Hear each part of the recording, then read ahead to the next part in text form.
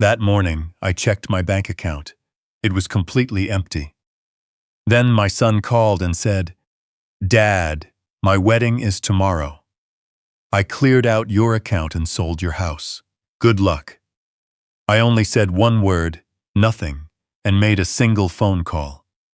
By the time his wedding day arrived, he learned a devastating lesson he would never forget. If you're watching this story, please hit subscribe and let me know where you're tuning in from. Let me tell you exactly how this nightmare started. It was a Friday morning, one of those quiet, crisp Texas mornings where all you want to do is sit on the porch with a hot cup of black coffee and watch the sunrise. My name is Victor Gallagher. I'm 71 years old. I was sitting at my kitchen island, tapping the screen of my tablet, getting ready to pay the monthly utility bills. The house was peaceful. Ever since my beautiful wife, Diana, passed away, the silence here had felt a bit heavy. I opened my banking app. My eyes adjusted to the bright screen, but the number staring back at me was no longer the $485,000 I had deposited just a week ago. The balance read exactly $0.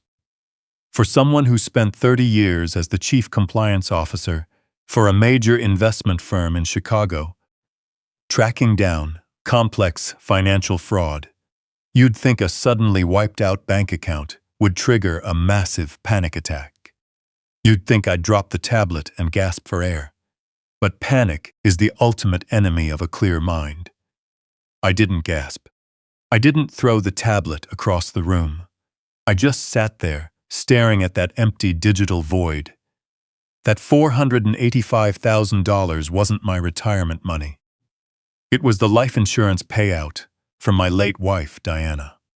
That money was the foundational funding we needed to establish a youth shelter in her memory. It was her final wish, and now it was gone, evaporated into thin air. Before I could even begin to figure out the exact mechanism of the missing funds, a dull, heavy thud echoed from the front hall. I set the tablet down on the marble counter.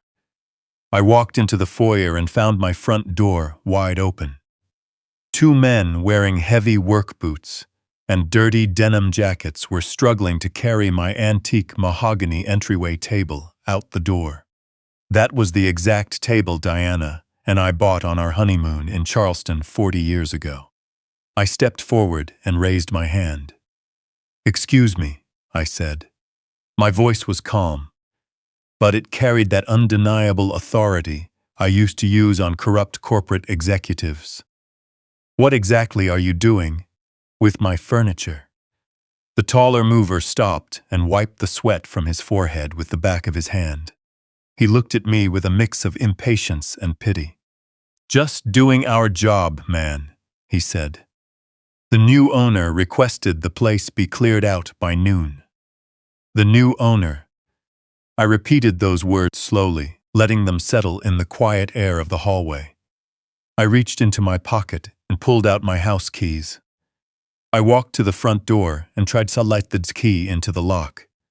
It wouldn't fit. The locks had been changed. They had drilled out and replaced the locks while I was sitting right inside my own kitchen. "I need to see your work order right now," I demanded.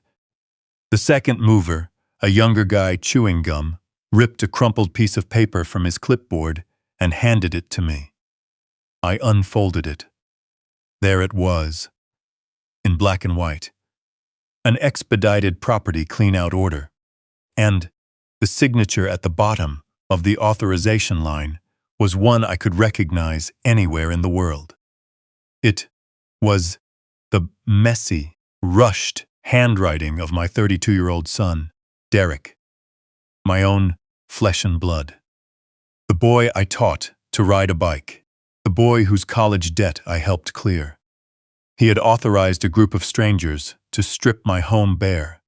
I stood in my own hallway, breathing in the familiar scent of lemon polish and old wood, knowing it might be the last time I ever smelled it. The movers watched me closely, expecting the typical reaction of a distraught old man. They thought I would cry. They thought I would scream. They thought I would call the police and make a scene.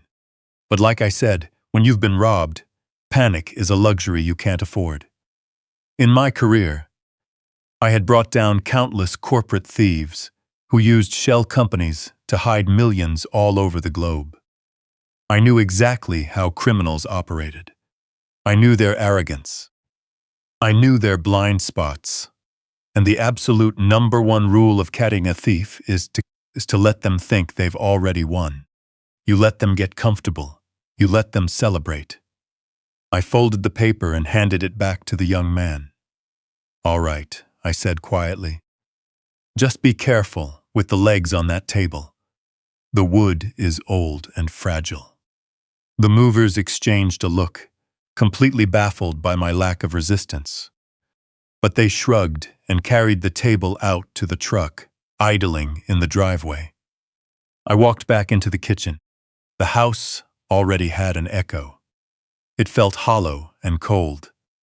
I picked up the tablet again and looked at that zero balance.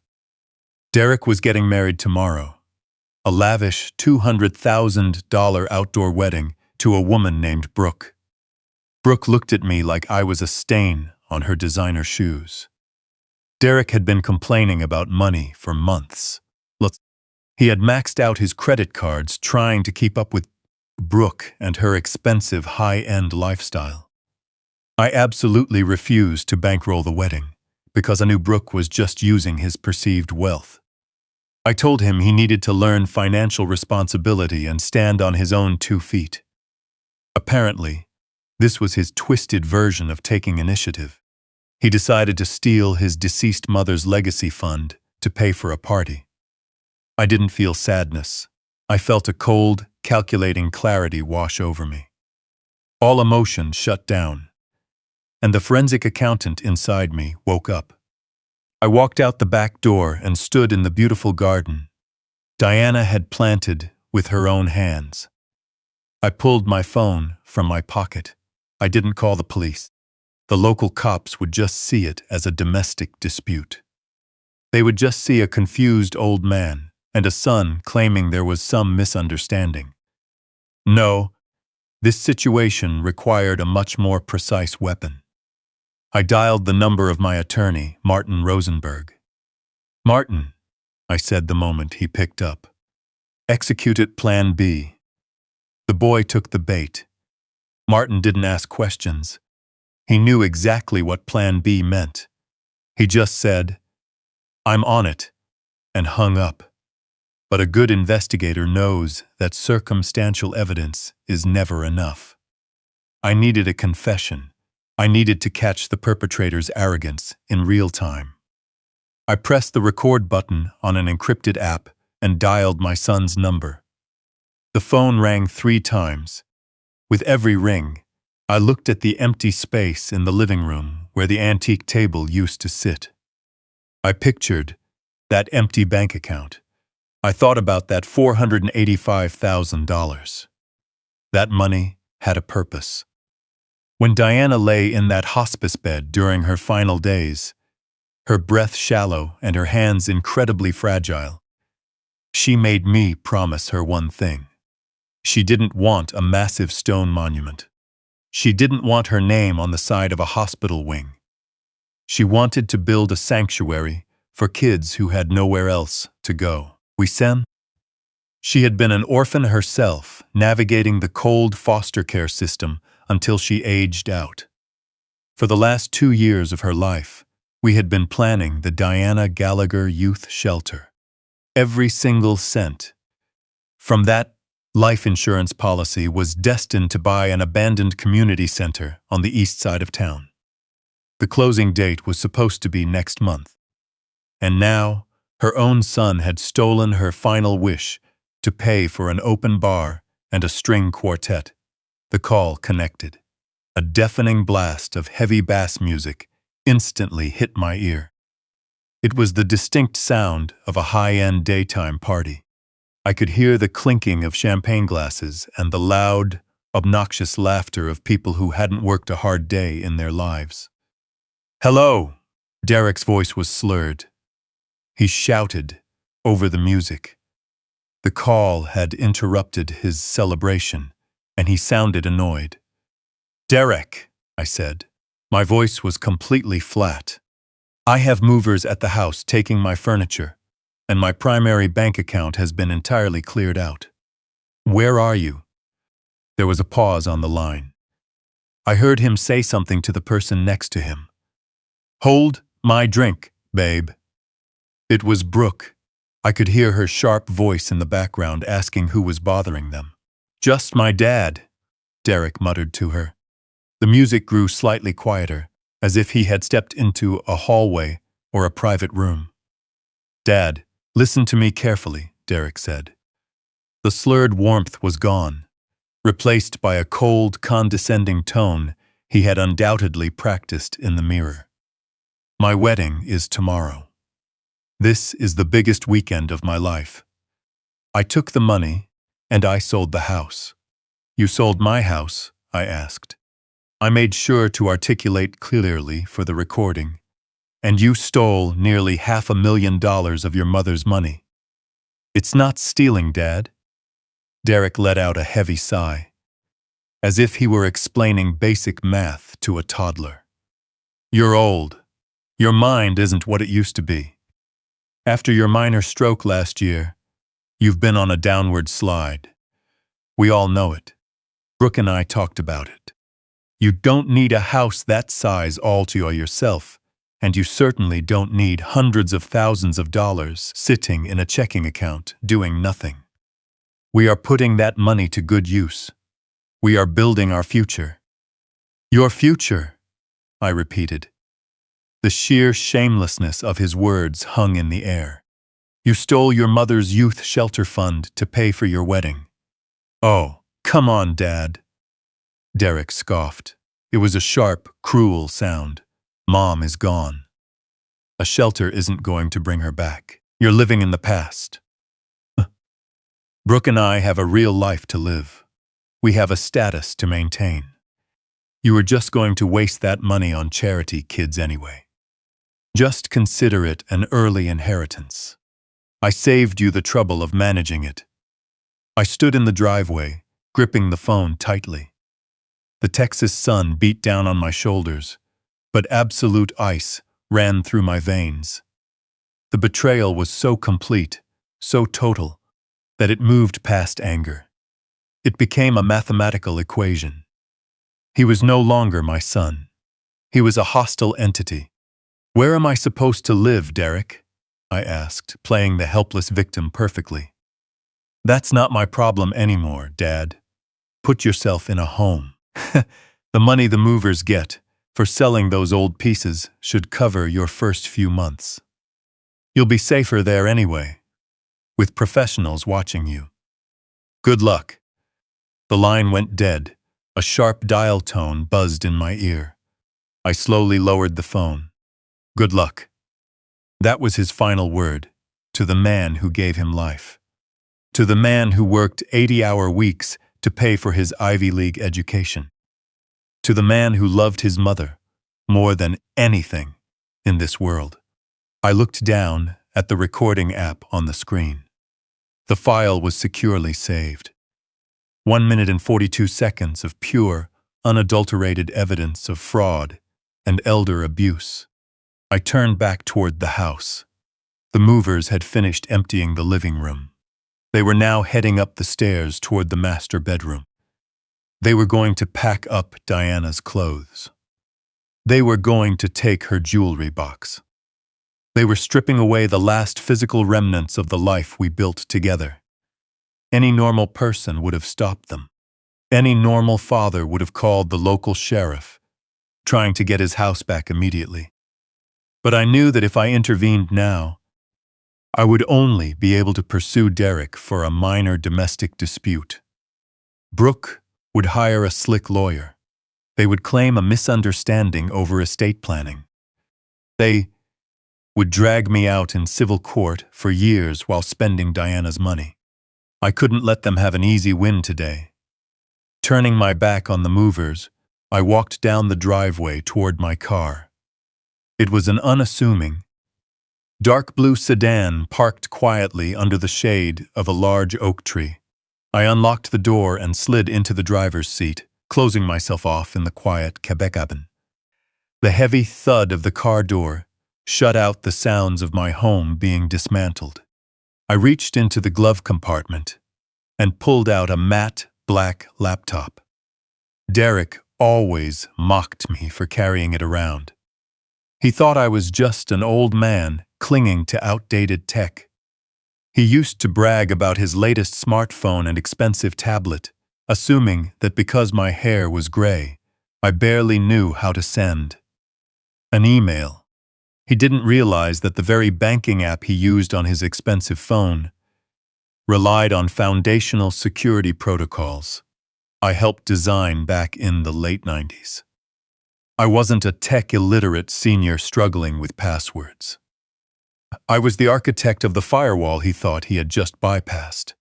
I powered up the machine, bypassing the standard operating system to boot directly into a secure, encrypted environment. I connected to a private mobile hotspot, routing my connection through 3 separate virtual private networks. If I was going to track the movement of nearly $500,000, I couldn't leave any digital footprints for anyone to trace. I opened my banking dashboard. The consumer-facing app on my tablet showed a simple 0 balance, but I needed the raw data. I bypassed the user interface, accessing the detailed transaction logs. The screen filled with lines of code, routing numbers, and timestamps.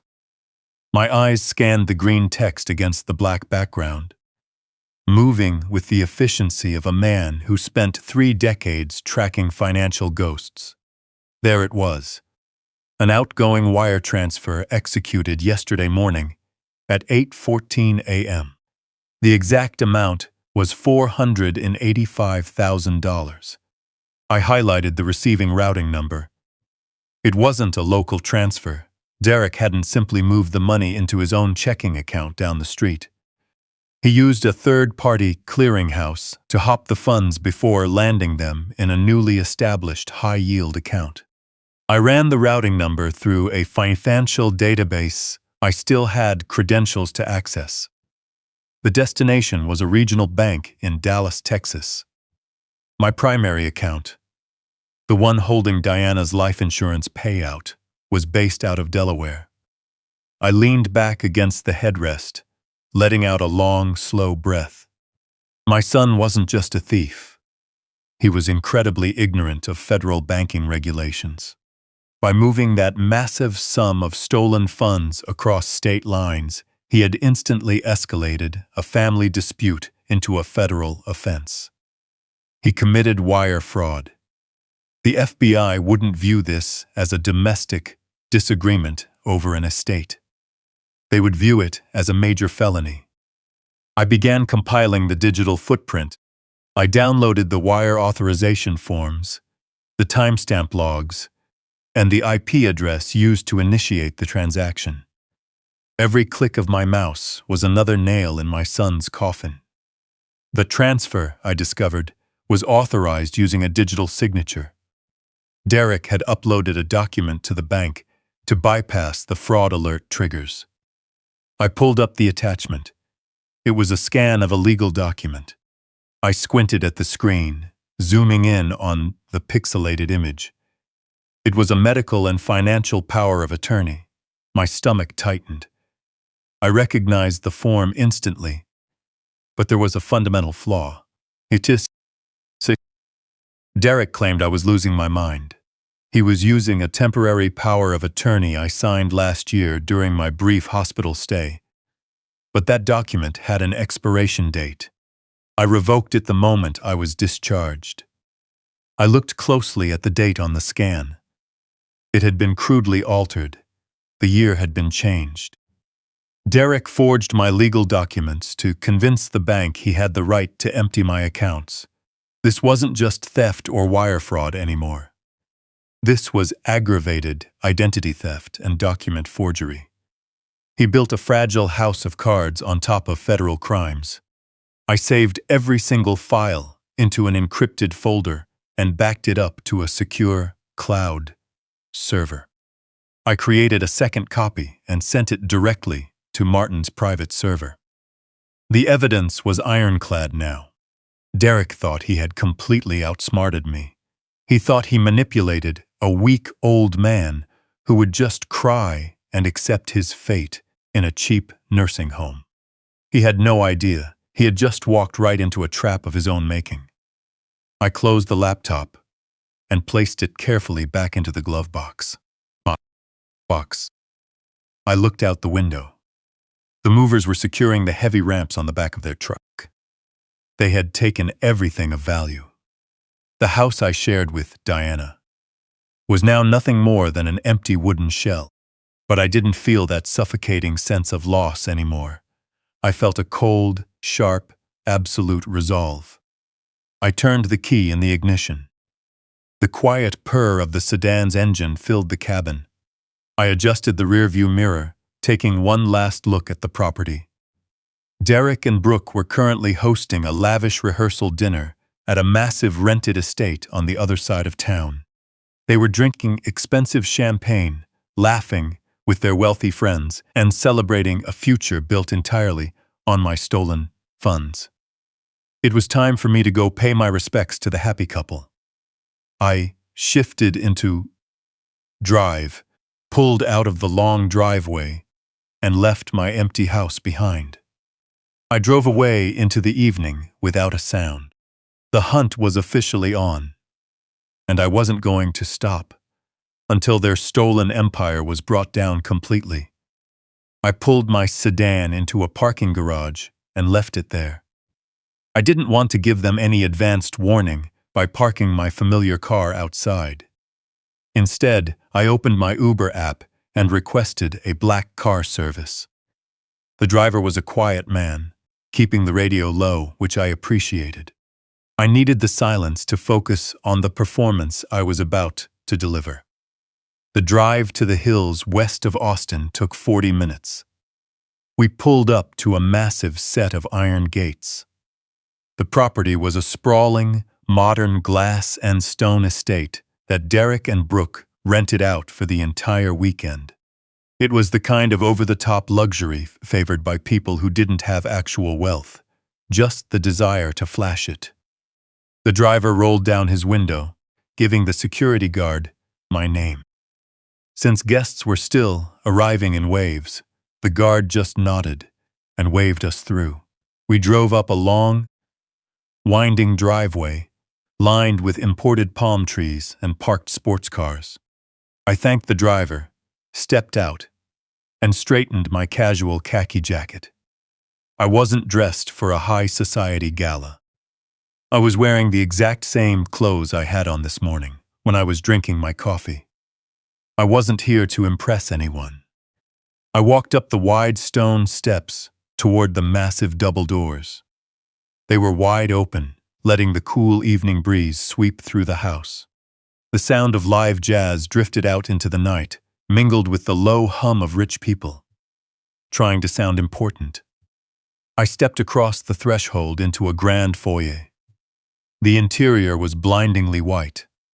White marble floors, white leather furniture, and massive pieces of modern art. Caterers in crisp, black uniforms moved silently through the crowd, carrying silver trays of delicate appetizers and flutes of expensive vintage champagne. The guests were dressed in tailored suits and designer cocktail dresses. I stood near the entrance, letting the sheer arrogance of the room wash over me. Every bite of caviar they ate, every drop of champagne they drank, and every hour they spent renting this mansion was paid for with money stolen from my late wife. I scanned the room, searching for the two culprits. It didn't take long to spot her. Brooke was holding court near a massive indoor waterfall feature. She was wearing a sleek, pearl-colored silk dress that probably cost more than my first car. She was laughing loudly at a joke someone had just made, throwing her head back to ensure the photographer, hired for the night, caught her best angle. As she lowered her glass, her gaze swept across the room and locked onto me. The fake smile vanished from her face instantly. It was as if someone had slapped her across the face, my paquets. She blinked twice, unable to comprehend how the pathetic old man they had just evicted was standing in the middle of her perfect rehearsal dinner. Her eyes darted around the room, checking to see if any of her wealthy friends had noticed my presence. Satisfied that no one was paying attention to the lined face of an old man by the door, she excused herself from her group abruptly. She handed her half-empty champagne flute to a passing server and marched straight toward me.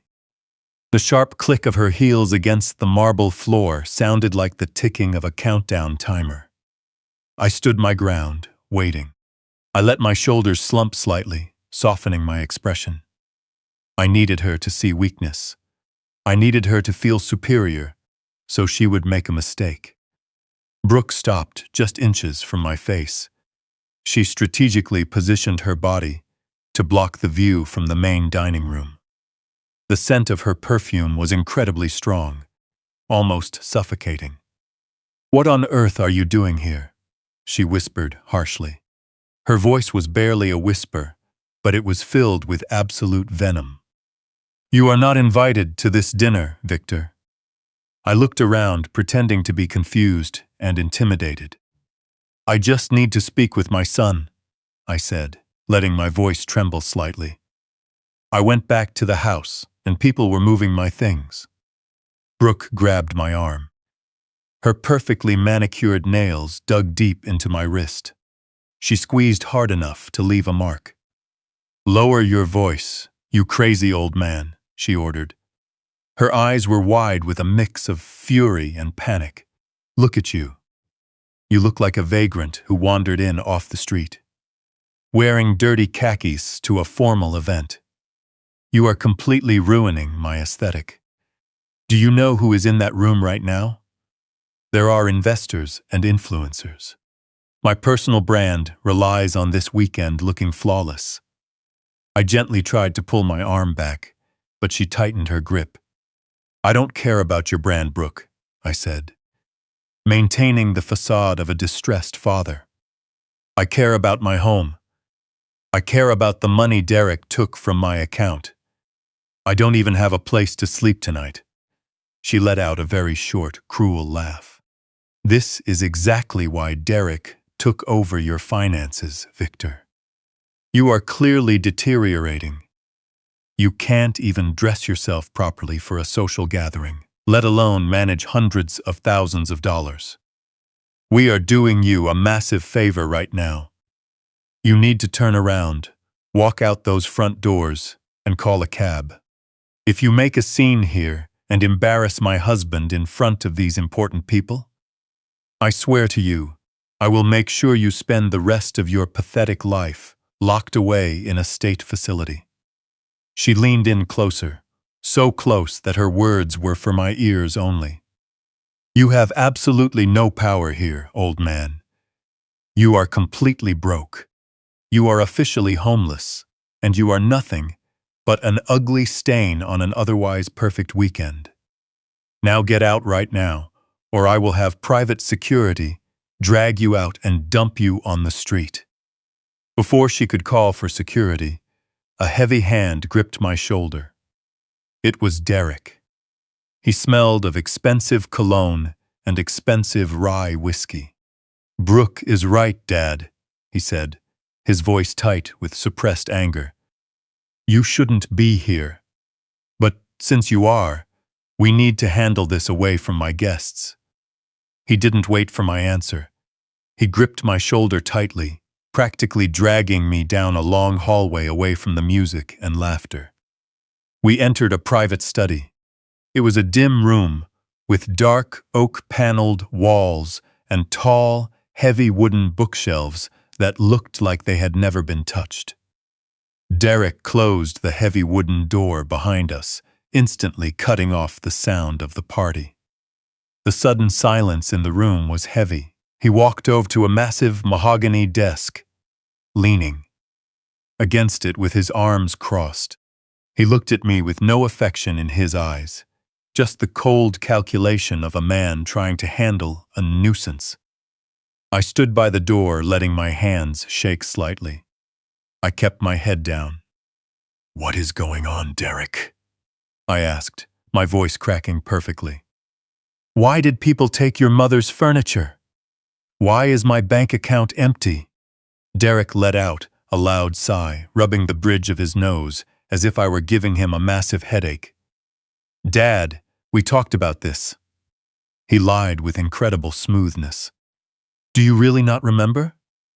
My heart hardened, but my physical disguise remained that of a confused, fragile old man.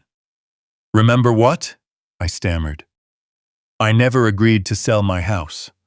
I never agreed to give you your mother's fund." Derek reached into the inside pocket of his tailored suit jacket. He pulled out a folded piece of heavy legal paper and tossed it onto the desk between us. I had to step in. "Dad," he said. His tone shifted from anger to a fake show of sympathy. "You're sick. Ever since your stroke last year, it's been obvious to everyone that your cognitive abilities are failing. You forget things. You get confused, leaving you alone in that big house with access to that much money was irresponsible. I couldn't just sit back and watch you become a victim of some scammer. I'm your son.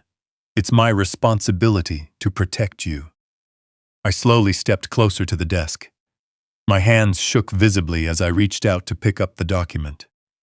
It was a copy of the medical and financial power of attorney, the exact document I had seen on my laptop earlier. But holding the physical paper in my hands, feeling the weight of his absolute betrayal, made the air in the room feel thick and suffocating. I stared at the black ink on the page. He was using my stroke as his ultimate weapon. My mind flashed back to that terrifying week last year. I had collapsed in the kitchen. 2 days later, I woke up in a sterile hospital room surrounded by beeping machines. The entire left side of my body was completely numb. I had been terrified. The nurse asked me if I had any family they could call. I gave her Derek's number. She called him 3 times. He never picked up once. And he didn't pick up because he and Brooke were down on a beach in Cabo San Lucas, sipping margaritas. The only reason I knew that was because as I lay in that hospital bed, wondering if I'd ever walk again, a sympathetic nurse helped me check my social media. I saw his posts. I saw photos of them laughing in the sun while I was fighting for my life in the shadows. I recovered entirely on my own. I got through the brutal physical therapy entirely on my own. I built my strength, my speech, and my mind entirely on my own. And now, there he was, standing right in front of me in a tuxedo bought with my money, using the very illness he ignored to declare me incompetent. "It's completely legal, Dad," Derek said, watching me stare blankly at the paperwork. "You signed it yourself. The doctors agree you need supervision. I've already moved the funds into a secure trust that I manage now. The house was too much of a burden, so I liquidated it to cover your future care. You don't have to worry about bills or maintenance ever again. I've taken the weight off your aging shoulders. You should be thanking me." "Thank you," I whispered. My voice was barely audible. I let a single tear slide down my cheek. It wasn't a tear of sadness. It was a tear of pure disgust. Derek completely misread it. He thought he had broken me. He thought he had finally forced me to accept my pathetic new reality. "Yeah, Dad. Thank me," he replied, taking a step forward. He patted my shoulder with a patronizing rhythm. "Now, I need you to go home. Well, not home. Go to a hotel. I'll have my assistant book you a room for the weekend. After the wedding, we'll start looking for a nice assisted living facility. Somewhere quiet. You'll make friends. It'll be good for you." My eyes stayed locked on the forged date on the power of attorney. The numbers had been blatantly altered to make an expired, temporary document look permanently valid. The sheer arrogance of this boy was unbelievable. He was so confident in his superior intellect that he didn't even realize he had just handed me the very evidence that would seal his legal fate. I slowly folded the document and slid it into my pocket. Derek smiled, looking incredibly proud of himself. He thought he had just won the ultimate victory. He thought he successfully erased my entire life without facing a single consequence. I nodded weakly, turned my back on my only son, and quietly walked out of the room, completely prepared to dismantle his pathetic little empire tomorrow. As my hand reached for the heavy brass doorknob, the door swung inward. Brooke was standing on the threshold, blocking my path. She had clearly been eavesdropping in the hallway, waiting for the perfect moment to make an entrance. She looked past me to Derek, who gave her a subtle, victorious nod, signaling that I had been handled. A slow, cruel smile spread across her face. It was the smile of a predator looking at wounded prey, when the hunt is finally over. She stepped fully into the study, pulling the door partially closed behind her, trapping me in the small space between them. "Did you really think you could just come here and make demands?" she said, shaking her head in disbelief. "Did you really think you had any power left in this family?" She reached into her bag, searching for something. She pulled out a crisp, brand-new $100 bill. Holding it between her index and middle fingers, she waved it in front of my face like a piece of meat. She took a step closer until I could smell that suffocating perfume again. With a quick, degrading motion, she stuffed the folded bill directly into the breast pocket of my jacket. She patted the pocket twice, as if she were rewarding a stray dog. "Take a cab to a cheap motel, old man," she whispered, her tone dripping with absolute disdain. "Get yourself a hot meal and go to sleep. Don't even think about showing up at the wedding tomorrow. You're not wanted there. Don't ruin my photos. Don't ruin my photos." I looked down at the green edge of the bill peeking out of my pocket. I slowly lifted my eyes to meet hers. I let my bottom lip tremble. I let my shoulders drop another inch. I raised my hand, covering the pocket and pressing the money against my chest as if it were my final lifeline. "Thank you," I mumbled, my voice thick with fake emotion. I lowered my head submissively, completely avoiding her gaze. I slipped past her through the doorway, leaving her and Derek alone in their temporary fortress built on stolen wealth. I walked back down the long corridor, my pace slow and unsteady. I passed through the grand foyer, where the jazz music was still playing, and the wealthy guests were still laughing. No one noticed an old man shuffling out the front door. They were too busy celebrating a marriage built on an absolute lie. I stepped into the cool night air and began the long walk down the winding driveway toward the gates where I had arranged for another car to pick me up. With every step away from that mansion, my posture transformed. The pathetic old man faded into the darkness, replaced by the cold, calculating forensic investigator. I reached into my pocket and pulled out the crisp $100 bill Brooke had just shoved into my chest. Under the dim glow of the driveway lights, I stared at Benjamin Franklin's face. She thought that piece of paper was the ultimate insult. She thought she bought my dignity for $100. But she was completely wrong. That paper was just a physical manifestation, of her unbelievable arrogance. And in every criminal conspiracy I had ever dismantled, arrogance was always the fatal flaw. I folded the bill neatly and slid it into my wallet. I'd keep it as a souvenir.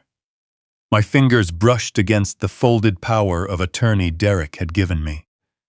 The air was cool, but my mind burned with absolute clarity. The legal trap was now completely set and locked. When Derek stood in that study and smugly handed me a forged legal document, he fundamentally changed the rules of engagement. If he had simply stolen cash from my safe at home, it would have been a terrible betrayal and a matter for the local police. But he was too greedy, and he was incredibly sloppy. He used an altered legal document to authorize a massive wire transfer of $485,000, and he routed those funds from a bank in Delaware to a bank in Texas. The exact moment those digital funds crossed state lines, his crime escalated from local theft to federal wire fraud. It's one of the most serious financial crimes under the United States Penal Code. The feds do not play around when it comes to wire fraud. The penalties are severe, especially when the victim is elderly and the amount crosses a major threshold. He had handed me the exact weapon to destroy him. On top of that, altering the date on a power of attorney constituted aggravated identity theft and document forgery. Each of those charges carried mandatory minimum prison sentences. Brooke and Derek thought they were playing a simple game of family politics. They thought they were outsmarting an aging father who would eventually just surrender. They didn't realize they had just triggered a federal investigation that would completely obliterate their lives. I reached the bottom of the driveway and stood by the massive iron gates, waiting for my car. The night was quiet. The jazz music from the mansion was just a whisper on the breeze.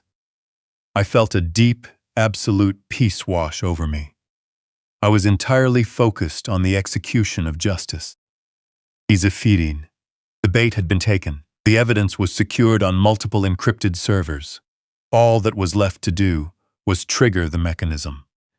I watched the headlights of my ride cut through the darkness. Tomorrow, they were going to have a beautiful wedding, and I was going to deliver a wedding present they would never forget for the rest of their miserable lives. The black sedan arrived at the gate. I opened the door and slid into the back seat. I gave the driver an address in downtown Austin. The ride through the dark city was silent. My mind wasn't on the mansion or the rehearsal dinner anymore. I was preparing for a clinical, surgical execution of justice. We pulled up to a towering glass high-rise downtown. It was 11:30 p.m. The lobby was empty except for a security guard, reading a book behind a marble counter. He nodded to me as I walked toward the elevators. I pressed the button for the top floor. The elevator buzzed quietly as it lifted me up. The doors opened to a dark reception area. Only one light was on at the far end of the hall. The light spilled out from the office of Martin Rosenberg. Martin wasn't just my lawyer. He was a former federal prosecutor who used to work side by side with me investigating financial fraud. He knew my methods. He knew my mind. And he knew my late wife, Diana. I pushed the door open. Martin was sitting behind his heavy oak desk. His tie was loosened, his sleeves rolled up. The soft glow of a desk lamp illuminated a thick stack of printed documents. Those were the digital files I had transferred to his server. He looked up from over his reading glasses as I entered the room. "You look terrible, Victor," he said. I sat down and let out a long breath. "I feel incredibly sharp, Martin," I replied. "Have you reviewed the files?" I asked.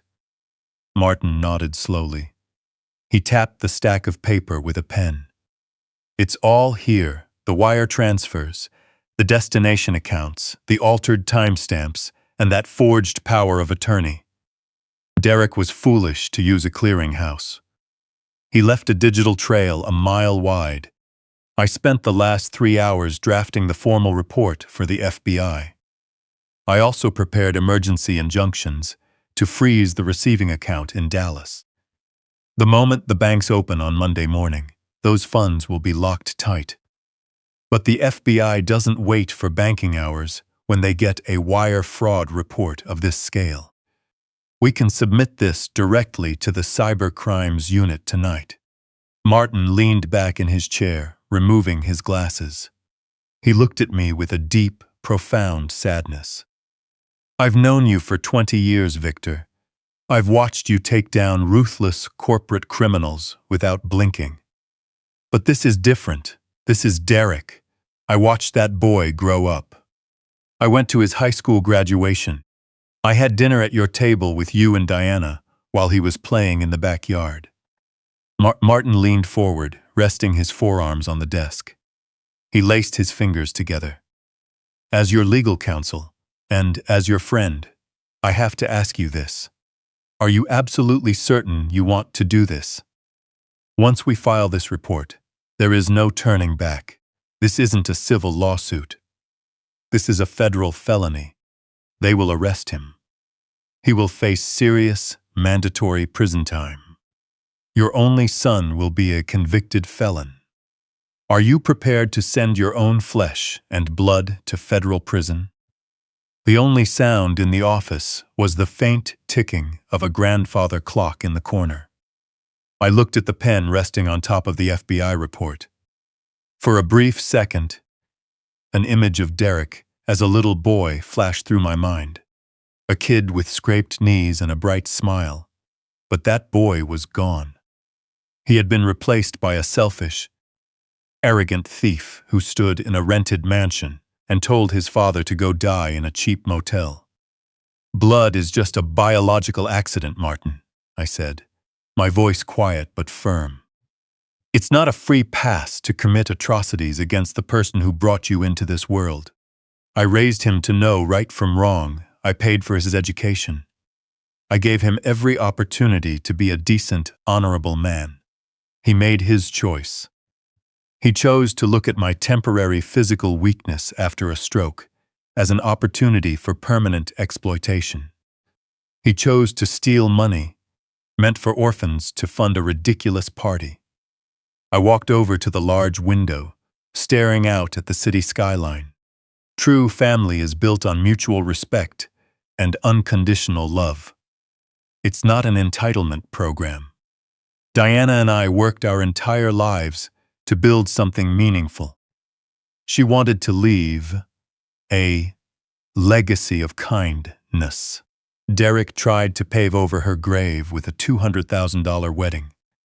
If I let him walk away with that money, I'm not protecting him. I'm just enabling his cruelty. I'm teaching him that there are absolutely no consequences for destroying another person's life as long as you share a last name. I will not allow my wife's memory to be used to finance his pathetic illusion of wealth. I turned back to the desk.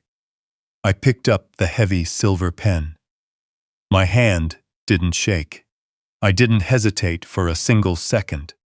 I pressed the tip of the pen to the signature line on the final page of the FBI report. The ink flowed smoothly across the crisp white paper.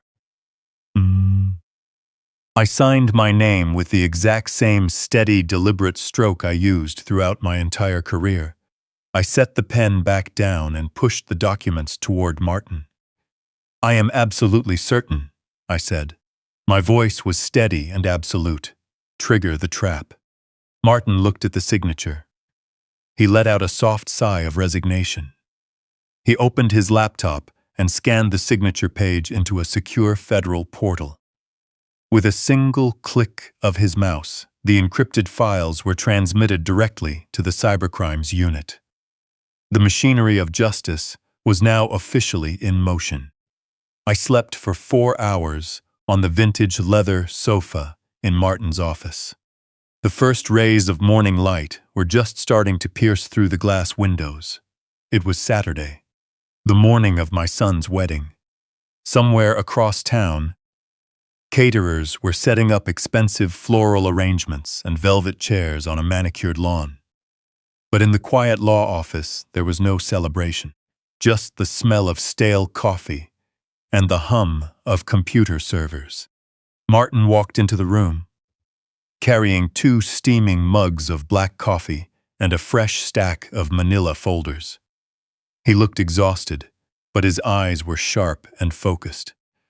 He handed me a mug and dropped the folders onto the heavy oak desk with a loud thud. The cybercrimes unit confirmed receipt of our files at 3 a.m., Martin said, taking a sip of his coffee. They formally opened a case file. The wheels are turning. While we were waiting, I dug into the second part of Derek's financial scheme. I pulled the property records. I stood up and walked over to the desk. The coffee burned my throat, but it woke up my senses. "The house," I said quietly. Derek told me he had liquidated the house to pay for my future care in an assisted living facility. I assumed he had just entered a standard listing agreement with a dishonest realtor. Martin shook his head, opening the top folder. He didn't list the house for sale. Victor. He sold it outright. The transaction was finalized and electronically recorded late yesterday afternoon. I stared at the official county deed transfer. The numbers printed on the page made no sense. The house Diana and I built had a market valuation of at least $1.2 million. It sat in one of the most desirable neighborhoods in the state, but the sale price listed on the deed was exactly $600,000, half of its actual worth. I ran my finger across the printed digits. "He sold $1 million property for $600,000, I muttered, my mind quickly processing the mathematical logic of the crime. He took a 50% loss on the single largest asset in the portfolio. Why would he do that? Because he didn't care about long-term value, Martin replied, leaning against the edge of the desk. He cared about liquidity. Look at the terms of the sale. It was an all-cash transaction, no mortgage contingencies, no structural inspections, no standard 30-day escrow. He handed over the deed in exchange for a briefcase full of digital cash. The reality hit me like a physical blow. Derek wasn't just stealing my money to pay for a wedding. The wedding was a smokescreen. The $200,000 party was designed to make him look incredibly successful and deeply rooted in the community. But behind the scenes, he was executing a massive fire sale.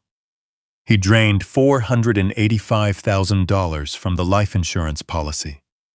He liquidated the real estate for another $600,000 in pure cash. In less than 48 hours, he amassed over $1 million in untraceable liquid assets. He's running, I said, looking up at Martin. He doesn't plan on staying in Austin. He and Brooke plan to take the money and flee the country the moment the wedding reception ends. They'll probably jump on a flight to a country with favorable extradition laws under the guise of an extended, luxurious honeymoon. By the time anyone realizes the money is gone and the property is tied up in legal chaos, they'll be sitting on a beach on the other side of the world. Martin nodded in agreement. It's the only logical explanation for taking such a massive hit on the property. He needed cash immediately. But that brings us to the most disturbing part of the entire transaction. Martin flipped to the second page of the document. In all my years practicing real estate and financial law, I have never seen a property close this fast. Title searches alone usually take a week. To execute a cash transfer and record a deed in 24 hours requires an extremely motivated buyer, someone willing to bypass all standard legal protections, and cut corners. I looked down at the buyer information on the deed. Where a family name or a standard property management firm should have been, there was a corporate entity. Thus, the new legal owner of my house was listed as Apex Holdings Limited Liability Company. Apex Holdings, I read the name aloud. It sounded exactly like the kind of generic shell company criminals used to wash dirty money. Who's behind it? That is the million-dollar question, Martin said, tapping the paper. I ran a preliminary search on the Texas Secretary of State's business registry. Apex Holdings was incorporated exactly 3 days ago. It has no prior business history. It has no physical office address listed, other than a generic P.O. box in a commercial district. The registered agent is obscured by a third-party anonymity service. Someone set this company up specifically to buy your house. I took another sip of my coffee, letting the bitter taste sharpen my focus. Derek's arrogance blinded him, but he wasn't a criminal mastermind. He didn't know how to set up shell companies, and he didn't have the underworld connections to secure untraceable cash overnight. Someone else was pulling the strings behind this real estate deal. An insider who knew exactly how to exploit a desperate, greedy young man. I need access to your advanced software, Martin, I said, setting my mug down. The public registry won't give us the name of the true buyer. But every LLC leaves a digital financial footprint. They had to wire that $600,000 from somewhere. And I am going to find out exactly who handed my son the match to burn down my legacy. Martin stepped aside, allowing me to take his leather chair. I opened a specialized data terminal on his secure computer network. This software wasn't available to the general public. It was a proprietary forensic database used by federal investigators to track dark money moving across international borders. A domestic shell company like Apex Holdings might fool a local tax assessor, but it was almost completely transparent to this system.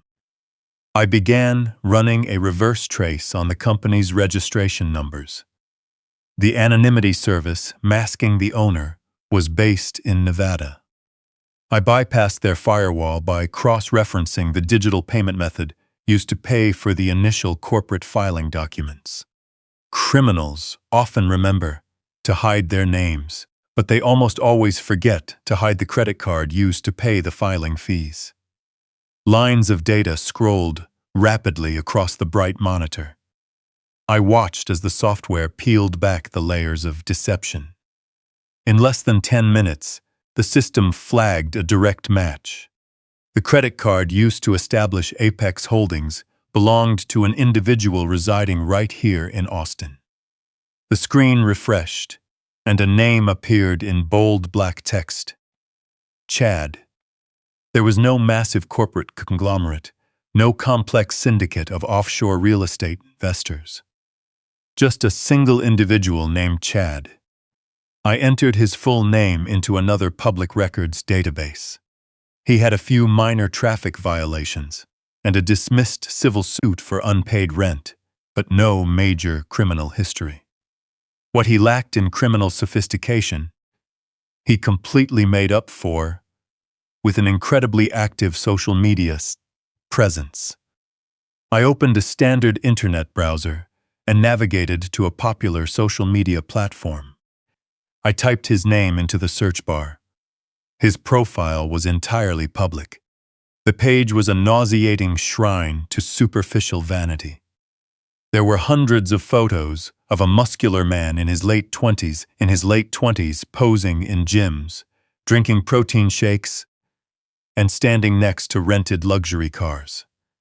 His bio listed him as an elite personal trainer and lifestyle entrepreneur. I scrolled through his posts, a cold knot forming in my stomach. I knew exactly where this was going. but I needed the visual confirmation. I clicked on a photo album tagged at a high-end, private training facility downtown. And there she was, Brooke, my future daughter-in-law, featured prominently in dozens of his videos and photos. In some, she was lifting weights while he spotted her, his hands lingering entirely too close to her waist. In others, they were taking mirror selfies together, their bodies pressed tight, smiling radiantly for the camera. The captions were filled with heart emojis and inside jokes. She called him her daily motivation. He called her his favorite client. But the body language in those images told a completely different story. That wasn't a professional relationship. It was intimate. It was arrogant. It was incredibly sickening. Chad wasn't just a fitness trainer who decided to get into real estate investment overnight. He was Brooke's lover. The pieces of the puzzle slammed together with a deafening sense of finality. Derek was completely in the dark. He thought he was the mastermind of this grand financial escape plan. He thought he was liquidating my assets to fund a beautiful future with his perfect wife.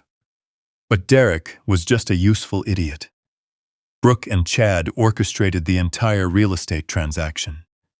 Brooke manipulated my son into selling the property at a massive financial loss because she knew Chad had already established a shell company to buy it. They were using Derek's own greed to strip him bare. Once the wedding was over and Derek was left holding the bag for federal wire fraud, Brooke and Chad would vanish with all the cash and the house. I pushed back my chair and stood up from the desk. My hands were shaking, but not from weakness. It was a visceral reaction to this absolute level of disrespect. I walked to the window, looking out at the city skyline. I closed my eyes and thought of my house. It wasn't just a building made of wood and stone. 40 years ago, when Diana and I bought that piece of land, we couldn't afford a massive construction crew. I dug the foundation with my own hands. I framed the walls with my own hands, working late into the night under the glow of halogen work lights. I sanded the hardwood floors until my fingers bled. Every nail in that house was driven with the purpose of building a safe haven for my family. We raised our son in those rooms. We celebrated birthdays and holidays in that living room. And I held my wife in my arms in that master bedroom when she drew her final breath. That house was a physical manifestation of a lifetime of hard work and unwavering love. And my son handed the keys to a low-life personal trainer so his cheating fiancée could steal our legacy. The deep insult burned in my chest like actual fire. They turned something sacred into a cheap scam to fund their pathetically superficial lifestyle. Martin stood by the door, watching me. He saw the photos on the monitor. He knew exactly what this meant. "This changes things, Victor," Martin said softly. "It's not just about your son anymore." I turned away from the window. My voice was dangerously calm. "No, Martin. It doesn't change anything at all," I replied. "It just broadens the blast radius of the entire situation." Derek betrayed his father for money. Brooke betrayed Derek for the exact same horrible thing. They are all infected with the same disease. They truly believe they are smarter than everyone else because they don't have a moral compass. But they forgot one fundamental rule. When you steal a house built by a forensic investigator, you might want to check beneath the floorboards before you move in. Martin looked at me with a mix of curiosity and concern. "What exactly is in that house, Victor?" he asked. I walked back to his heavy desk and reached for my laptop bag. I didn't rig the house with explosives. "If that's what you're thinking," I said, pulling out my matte black computer. "But when you spend 30 years investigating people who lie for a living, you develop certain habits. I don't just rely on locks and deadbolts. I believe in verifiable data. I opened the laptop and connected to Martin's secure network once again. When Diana started getting sick, I installed a very comprehensive security system.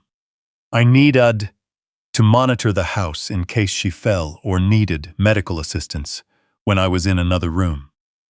Derek knew about the cameras. He actually complained about them every time he came over, claiming it was an invasion of privacy.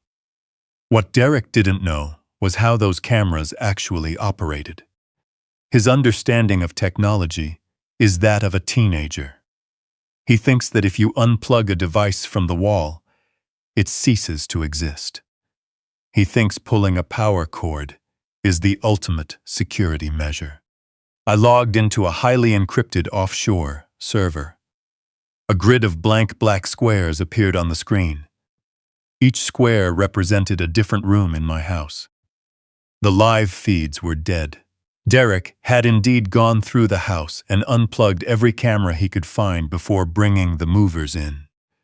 But he didn't realize that the physical cameras were merely optical repeaters.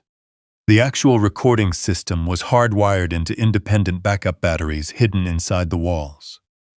Every single second of video and audio was instantly uploaded to a secure cloud server.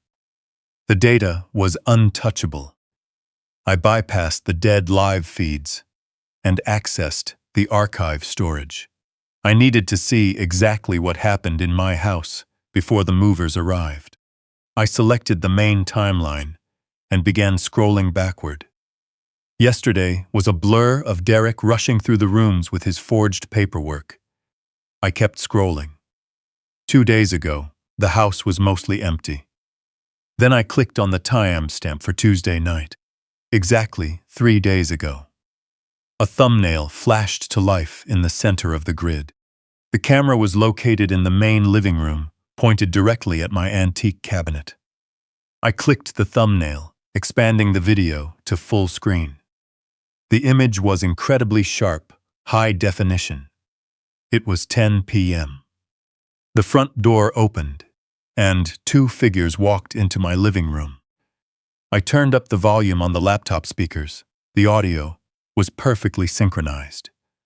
It was Brooke and Chad. They weren't wearing the formal attire I saw at the rehearsal dinner. They were dressed in casual athletic wear, looking entirely too comfortable inside someone else's home. Brooke tossed her expensive purse onto my sofa with a dramatic sigh. "It's finally happening," she said, spinning around in the center of the room. Chad walked right past her, heading straight for my liquor cabinet. He didn't even hesitate. He opened the glass doors with absolute confidence, as if he had been there 100 times before. He bypassed the cheap bottles and reached for a rare single malt scotch that Diana had bought for my 60th birthday. A bottle I had been saving for a truly special occasion. He pulled the cork and poured 2 heavy glasses, not even bothering to look for ice. Chad handed a full glass to Brooke. They clinked the heavy crystal glasses together. "To the easiest payday of my life," Chad said, a smug grin plastered across his face. Brooke took a sip and laughed. It was a sharp, grating sound that echoed through my empty house. "I can't believe Derek actually bought the whole story," she said, shaking her head. "He's so terrified of looking broke in front of my friends that he practically begged you to take this house off his hands. He thinks he's a financial genius." Chad took a deep swallow of my scotch. "Derek is a complete idiot," Chad replied, walking over to my leather armchair and throwing his heavy frame into it. He kicked his feet up onto the mahogany coffee table, leaving a dirty smudge on the polished wood. He literally handed me the deed to $1 million property for half the price, and he thinks I'm doing him a huge favor. The moment the wedding is over and the ink dries on that wire transfer, we disappear, and Derek is left standing at the altar with nothing but a massive charge. Brooke walked over and sat on the arm of the leather chair, draping her arms around Chad's neck. She kissed him deeply right in the middle of my living room. "I am so glad I don't have to pretend to love that pathetic loser anymore," she whispered. "We take the $485,000 in cash from the insurance policy. We take the $600,000 from flipping the house. We get on the first flight to Dubai and never look back. I don't care if he rots in a federal prison. The old man can just die." Martin stood behind me, watching the screen in absolute, horrified silence. He had prosecuted hundreds of criminals, but the sheer cold-blooded nature of what we were watching was on a completely different level. It was deeply personal. They were sitting in my house, drinking my scotch, casually planning the complete destruction of my family. I didn't feel anger. I felt an incredible, terrifying calmness. I paused the video, capturing their smiling faces perfectly on the screen. "The digital cloud doesn't lie, Martin," I said softly. I leaned back in the chair and closed the laptop. The evidence was now absolutely flawless. I hit the spacebar on the keyboard, and the high-resolution video resumed. On the screen, Brooke pulled away from Chad and walked over to my dining table. Her hand brushed over the polished wood surface, leaving a faint smudge on the finish. She turned her head back to Chad, a wicked glint in her eyes. "The best part about this entire setup is that we are completely insulated," she said, her voice crystal clear. "Derek is the one who took his father's medical records to that shady notary. Derek is the one who actually signed the forged power of attorney. He's the one who walked into the bank and authorized the wire transfer. My name isn't on a single document. If federal investigators ever find out, they'll be looking directly at the son who took a massive cash payout right before his wedding. He's the perfect shield." Chad laughed, taking another long drink of my vintage scotch. He walked slowly over to the table to join her. "And my name is buried under 3 layers of corporate anonymity," he added. "Apex Holdings will transfer the real estate deed to an overseas buyer first thing Monday morning. That $600,000 will be washed through offshore accounts before the old man even realizes his locks have been changed. We take the $485,000 from the life insurance policy that Derek deposited into the joint account. While he's dancing at the reception tomorrow night, we drain the account completely. We leave his phone in the hotel suite. Our flight to Dubai leaves at 2:00 a.m. When Derek wakes up on Sunday, he'll be completely broke, wifeless, and staring down the barrel of a federal indictment." Brooke smiled.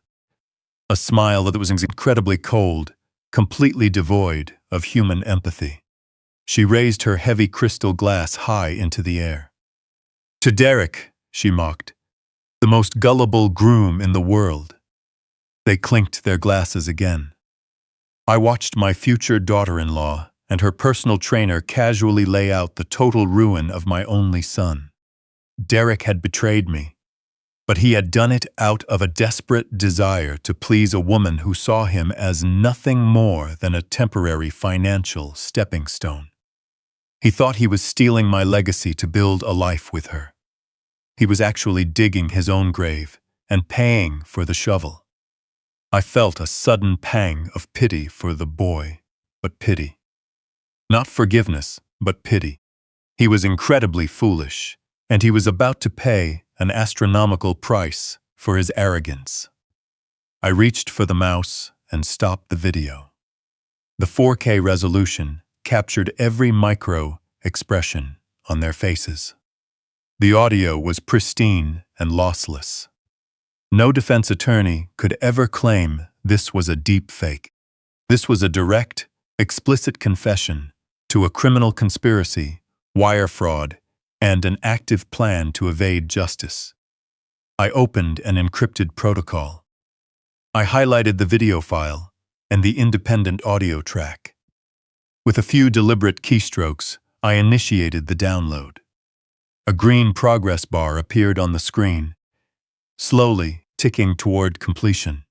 I mirrored the download simultaneously, sending one copy directly to Martin's secure legal server and another to an offline physical drive I kept in my briefcase. Martin stood completely still behind me. His breath was incredibly heavy and slow. In all my years in the justice system, I have never seen a conspiracy laid out so clearly. On a silver platter, he whispered. They aren't just thieves. They're sociopaths. They are completely willing to destroy a man's life just to finance a permanent vacation. Martin walked around the desk and collapsed into his chair, rubbing his temples. We need to submit this video to the cybercrimes unit immediately. This elevates the entire nature of the case. This isn't just wire fraud committed by your son anymore. This is a multi-party criminal enterprise executing a coordinated strike on a vulnerable target. The feds will hit all of them with everything they've got. They'll intercept Brooke and Chad at the airport terminal before they can even set foot on a plane to Dubai. I watched the green download bar reach 100%. The files were locked and secured. I quietly closed the remote access window connecting to my hidden home security system. No, Martin, I said calmly. We aren't giving this video to the authorities just yet. Martin looked at me, shocked. Victor, you have ironclad evidence in your hands. Why on earth would you withhold this from federal agents? Federal agents operate on a bureaucratic timeline, I explained to him. They will open a file. They will assign investigators. They will eventually issue formal subpoenas. By the time they actually move to arrest anyone, the wedding will be long over. The damage to my family's reputation will be public and permanent. I don't want them quietly apprehended at an airport terminal in the middle of the night. I want them to face the absolute maximum consequences at the exact moment their arrogance reaches its peak. I packed the laptop back into its protective sleeve and slid it into my bag. I stood up and looked Martin dead in the eye. Derek truly believes he can discard me, without a second thought. Brooke thinks she can use my son to bleed me dry. They both think they are the smartest people in the room. But I built an entire career on exposing people who thought they were invincible. I want them in their expensive clothes. I want them standing in front of all their wealthy friends. I want them to believe they have won. And then, I am going to tear their entire world apart brick by brick. But before we do that, we need to answer one final question about Chad. Where exactly does a local personal trainer get $600,000 in cash to buy my house? Martin slowly sank back into his heavy leather chair, pulling his keyboard toward him. That is the exact detail that has been bothering me since I first looked at the paperwork, he said, quickly typing in a sequence of commands. Personal trainers don't typically have $500,000 in liquid capital sitting in a standard checking account, ready to draw. Even legitimate hard money lenders require property appraisals and at least 48 hours to underwrite a loan of that size. Chad had to get that cash from a source that completely bypasses traditional banking, a source that asks no questions and operates strictly in the shadows. I walked around the desk and stood behind his shoulder, watching the screen as the forensic software dug deeper into the origin of the $600,000 deposited into the Apex Holdings account. The money didn't come from a traditional retail bank. It originated from a small, private commercial lending firm located in a rundown industrial park on the edge of the city. Martin highlighted the name of the company: Silver State Financial Services. Do you recognize them? I asked. Martin let out a low, incredibly tense whistle. I know exactly who they are, Victor. And this makes the entire situation incredibly dangerous. Silver State Financial Services isn't a real lending institution. It's a well-known front for an extremely dangerous local cartel syndicate. They operate a massive, illegal loan shark ring disguised as a high-risk commercial venture group. The district attorney has been trying to build a racketeering case against them for 5 years.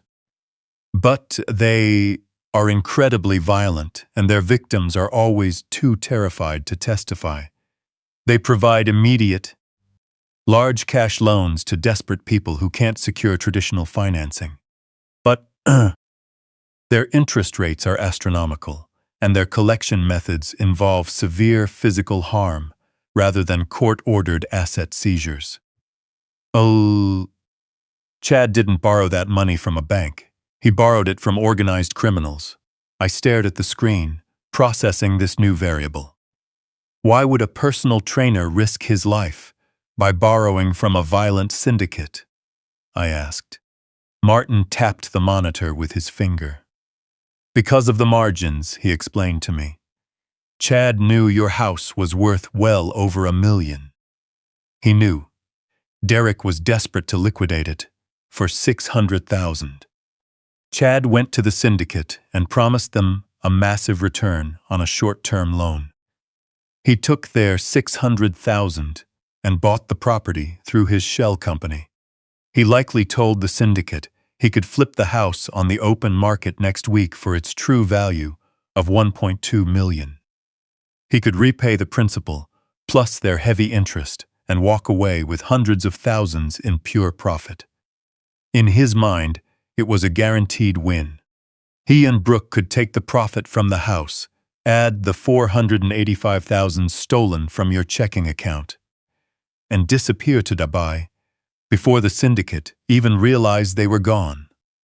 But if anything goes wrong with that real estate flip, Chad personally owes exactly $600,000 to people who wouldn't hesitate to bury him in the desert. The silence in the law office felt heavy and thick. Martin looked up at me, his face pale and tight with genuine concern. Victor, you need to understand the absolute gravity of this situation. If Chad defaults on this loan because we freeze his assets, the syndicate will hunt him down, and they will look for anyone associated with him, including Brooke and your son. We aren't just dealing with a spoiled kid committing wire fraud anymore. We are crossing paths with a violent criminal enterprise. You have to let the federal authorities handle this now, or someone is going to get hurt. I listened to Martin's frantic warning, but I felt no fear.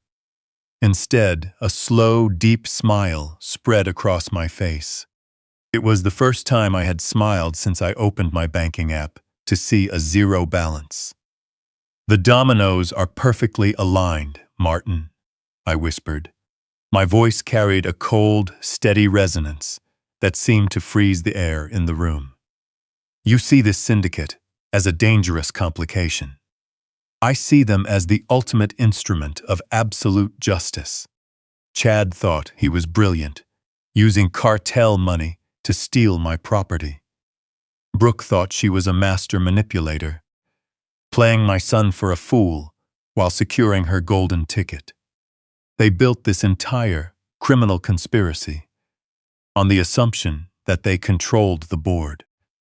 But they forgot that their borrowed cash is currently trapped in a legal limbo they absolutely cannot escape. When the hammer drops this afternoon, Chad will be facing far more than a federal wire fraud charge.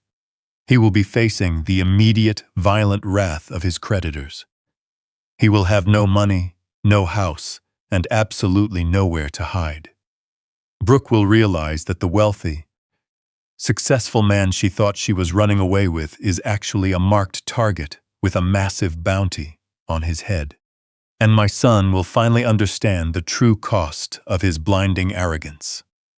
He sold out his family for a woman who was entirely willing to feed him to the wolves. I placed my right hand on Martin's shoulder, giving it a firm, reassuring squeeze. "Prepare the final documentation," I instructed him.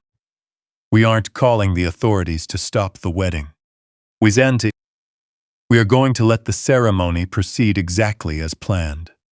We are going to let them stand up there in their expensive clothes, smiling for the cameras. And then we are going to burn their fake, fraudulent world to absolute ashes right in front of everyone they know." Martin stared at me like I was a madman. He looked down at my hand on his shoulder and then back up into my eyes. "Victor," he said, his voice barely audible, "I know you're a brilliant man. I know you've set traps for some of the most cunning criminals on the planet. But we are talking about your actual house. We are talking about $600,000 of cartel money floating in the local financial ecosystem.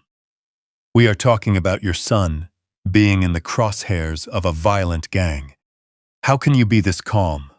How can you just let this happen, knowing the deed to your house has been electronically transferred to a shell company?" I removed my hand and walked over to the leather chair across from his desk. I sat down slowly, crossing my legs and resting my hands on my knees. I looked at the digital clock on the wall. It was nearly 6 a.m. The sun was fully up now, casting warm, bright light through the office windows. "Martin," I said, my voice maintaining an absolute, flat level of serenity, "do you truly believe that a man who spent his entire life designing fail-safes for multinational banks would leave his own personal assets completely unprotected? Do you really think I would keep the original deed to $1 million property sitting in an unlocked filing cabinet in my home office for any greedy relative to grab?" Martin frowned. "I saw the transfer documents," he countered. "The county clerk recorded the sale. The transaction is verified. It's public record." I nodded, conceding his point. "The transfer record you saw was based on the documents my son submitted," I explained. "But the documents he submitted were complete garbage. 5 years ago, when Diana first received her terrible medical diagnosis, I knew our lives were going to change forever. I knew that medical bills could accumulate, and I knew that grief often drives people to do very desperate things. I wanted to ensure that no matter what happened to my physical or mental state, her legacy would be absolutely untouchable. So, I took every single major asset we owned, and I moved them. I reached into my breast pocket, pulling out my reading glasses and pinching the frame. I didn't just hire a standard estate lawyer, Martin. I used a specialized agency in Delaware to establish an irrevocable blind trust. I transferred the actual legal ownership of the house, the primary investment accounts, and the core architecture of the life insurance policy directly into that trust. The exact moment I signed those papers 5 years ago, Victor Gallagher legally ceased to be the owner of that property. The trust became the sole owner. I am merely the primary beneficiary and a tenant. My son cannot legally sell a house that I don't even own. Martin let out a sharp gasp, sinking back into his chair. His eyes widened with horror as the massive legal reality of the situation hit him. He ran a hand through his thinning hair. "But the paperwork," he stammered. "The deed he gave to the buyer, the bank accounts he used to transfer the $485,000. What exactly did he steal?" "He stole a carefully orchestrated illusion," I answered with a cold smile. "When I set up the blind trust, I knew Derek was careless, and I knew Brooke was deeply greedy. I anticipated that one day, someone might try to pressure me or take advantage of my old age. So, I left a trail of dummy documents in the house. The deed Derek found in my desk was a high-precision copy of the original document before the trust was established. The bank account he drained was a surface-level holding account. It looks real, and for small daily transactions, it operates exactly like a real account. But it holds none of the actual principle of my wealth. It's a digital honeypot, designed to trigger massive internal alarms the moment a withdrawal crosses a specific threshold. Leaning forward, I continued. Derek believes he executed the perfect crime. He thinks he outsmarted his frail old father. But on a legal level, he committed multiple federal felonies to sell a piece of paper that has absolutely no legal validity. The county clerk recorded the transaction yesterday afternoon because the forged signatures appeared legitimate on the surface. But when the title insurance company attempts to verify the deep chain of ownership on Monday morning, the entire sale will be flagged and rejected for total fraud. The property transfer will be automatically declared null and void by the state. Martin started to laugh. It was a low, disbelief-filled chuckle that slowly evolved into a genuine expression of absolute awe. He stared at me, shaking his head as if he were meeting me for the very first time. "You let him sell a fake house to a real loan shark," he said, his voice a mixture of terror and deep respect. "You let Chad hand over $600,000 of extremely dangerous cartel money in exchange for a worthless, forged piece of paper." "Exactly." My smile widened just a fraction. "Derek sold a house he has no legal claim to. Apex Holdings bought an illusion.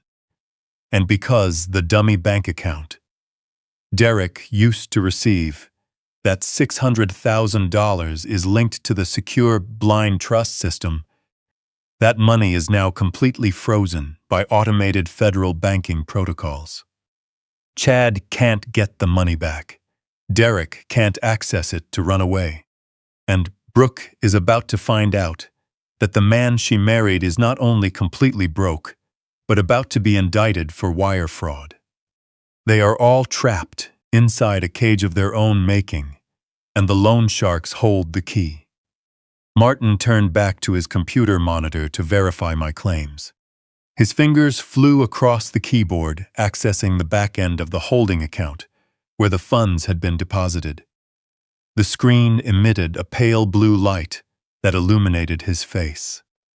He navigated through the secure financial portal, bypassing the surface ledger that Derek had seen. When he reached the core transaction history, his lips parted slightly in silent shock. There it was, displayed clearly on the monitor. The incoming transfer of $600,000 from Apex Holdings. But the text wasn't printed in the standard green font that indicated available liquid funds. It was highlighted in a solid, bright block of crimson. In the status column, a very specific line of text was displayed. Undacazor's external deposit. Pending federal fraud review. Account frozen. I walked over and looked at the glowing red text from over his shoulder. "I designed that specific security protocol myself," I explained to him. "I call it the escrow devourer. When a standard checking account suddenly receives a massive influx of cash that doesn't align with its historical financial profile, an ordinary bank might just flag it and give the account holder a call for manual verification. But this account is linked directly to the blind trust. The trust operates under strict corporate compliance regulations. The moment Chad initiated that wire, the system automatically recognized the incoming funds as a severe anomaly. It didn't reject the transfer and send the money back to Chad. That would have given him a chance to recover. Instead, the system accepted the deposit and instantly swallowed it whole, locking it inside a federal seizure vault. Martin ran his finger across the block of red text. The money is effectively paralyzed, he said, because the transaction triggered a fraud review. The bank won't release those funds without a comprehensive investigation. And since the money originated from a shell company funded by an illegal syndicate, no one is going to dare step forward to formally claim it. If Chad tries to call the bank to reverse the wire, they'll demand proof of the underlying real estate contract. When they run the title check, they'll discover the deed he bought from Derek is a complete forgery. If he pushes it, he'll be admitting to a federal crime on a recorded bank line. He can't move forward, and he can't move backward. He's completely pinned down financially. I imagined Chad waking up in his expensive downtown condo this morning. He was likely stretching his tattooed arms, smiling, fantasizing about the beautiful future he was going to build with my future daughter-in-law. He probably opened his laptop, expecting to see a confirmed property transfer and a clear path to an overseas escape. Instead, he's going to see a digital brick wall. He doesn't own $1 million house. He owns a worthless piece of forged paper. And the $600,000 in cash he borrowed from violent criminals is completely gone, trapped in a bureaucratic nightmare. He can never legally challenge. He is legally broke, but his debt is very real. The people who run Silver State Financial Services don't care about banking protocols. They don't care about blind trusts or federal fraud reviews. When they handed over that briefcase full of digital cash, they expected a massive return on their investment by next week. They operate on a foundation of absolute terror and strict deadlines. When Chad fails to produce the deed to the house, and when he fails to return the initial principal, they aren't going to file a civil lawsuit at the downtown courthouse. They'll send people to his gym. They'll send people to his condo. They will tear his life apart looking for their money. He thought he was playing a brilliant game of real estate flipping, but he actually walked blindfolded into a minefield. And the most poetic part of the entire situation is that Chad can't tell Brooke what happened. If he admits the money is trapped and the house is fake, she will instantly realize her golden ticket has evaporated. She is a parasite who only attaches herself to wealthy hosts. Without that cash, Chad is completely useless to her. He knows this. He's going to try to hide the panic. He's going to try to pretend everything is going according to their master plan. He'll put on his tailored suit and drive to my son's wedding, carrying the crushing weight of a massive cartel debt. He'll stand in that crowd sweating through his clothes, waiting for a chance to miraculously fix a disaster that cannot be fixed. Martin leaned back, rubbing his tired eyes. We've set a bomb and locked all of them inside the room. What do we do now? We just sit back and wait for the cartel to find out on their own. I walked away from the desk, heading toward the office door. We had spent the entire night gathering the ultimate proof of their unforgivable crimes. The digital trap was absolutely flawless. No, I replied, picking up my jacket. We aren't leaving this to chance. I have no intention of hiding in the shadows while they enjoy a lavish party funded by my stolen legacy. They need to face the brutal reality of their terrible choices in front of everyone they know. The wedding ceremony starts at 4:00 p.m. today at that ridiculous outdoor estate. They will serve expensive food and play beautiful music. They will celebrate a union built on the total destruction of my family. I'm going to go home, put on my best suit, and attend my only son's wedding. I want a front row seat when they finally realize what they've actually done.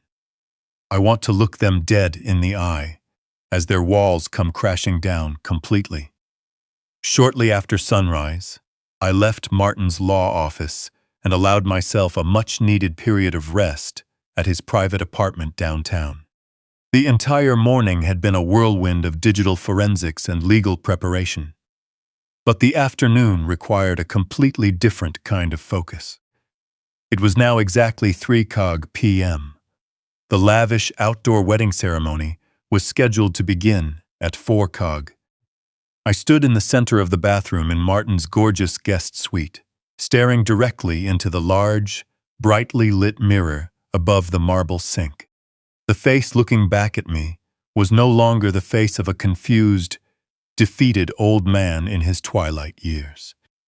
The exhaustion from last night was entirely gone, replaced by a cold, hard resolve. I turned the brass handle, letting the hot water flow, and splashed it onto my face, washing away the final remnants of the weak old man I had been pretending to be.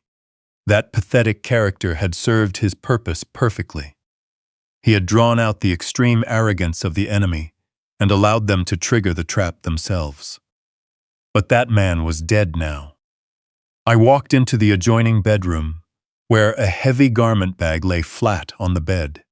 Yesterday morning, before the movers stripped my house completely bare, I had quietly packed a duffel bag with a few essential items. Inside that bag was the armor I needed for today. Slowly pulling down the dark canvas zipper, I carefully lifted out a custom-tailored, charcoal gray Tom Ford suit. I bought this exact suit 5 years ago for my formal retirement party from the firm. I wore it when the board of directors gave me a standing ovation, celebrating my 30-year career of ruthlessly dismantling financial criminals. The fabric was flawless, the cut sharp and dangerous. I put on the crisp white shirt, fastening the buttons with steady, deliberate fingers. I attached the platinum cufflinks Diana had given me for our 20th anniversary. They felt heavy and cold against my wrists, a physical reminder of exactly why I was doing this today. I pulled on the tailored trousers and slid my arms into the heavy, silk-lined jacket. The fit was perfect. It instantly altered the geometry of my entire posture. I took a step back, looking at my full reflection in the floor-length mirror near the window. The transformation was absolute and undeniable. I wasn't a grieving, heartbroken father who had lost his son. I wasn't a helpless victim crying over a stolen legacy. I was the executioner.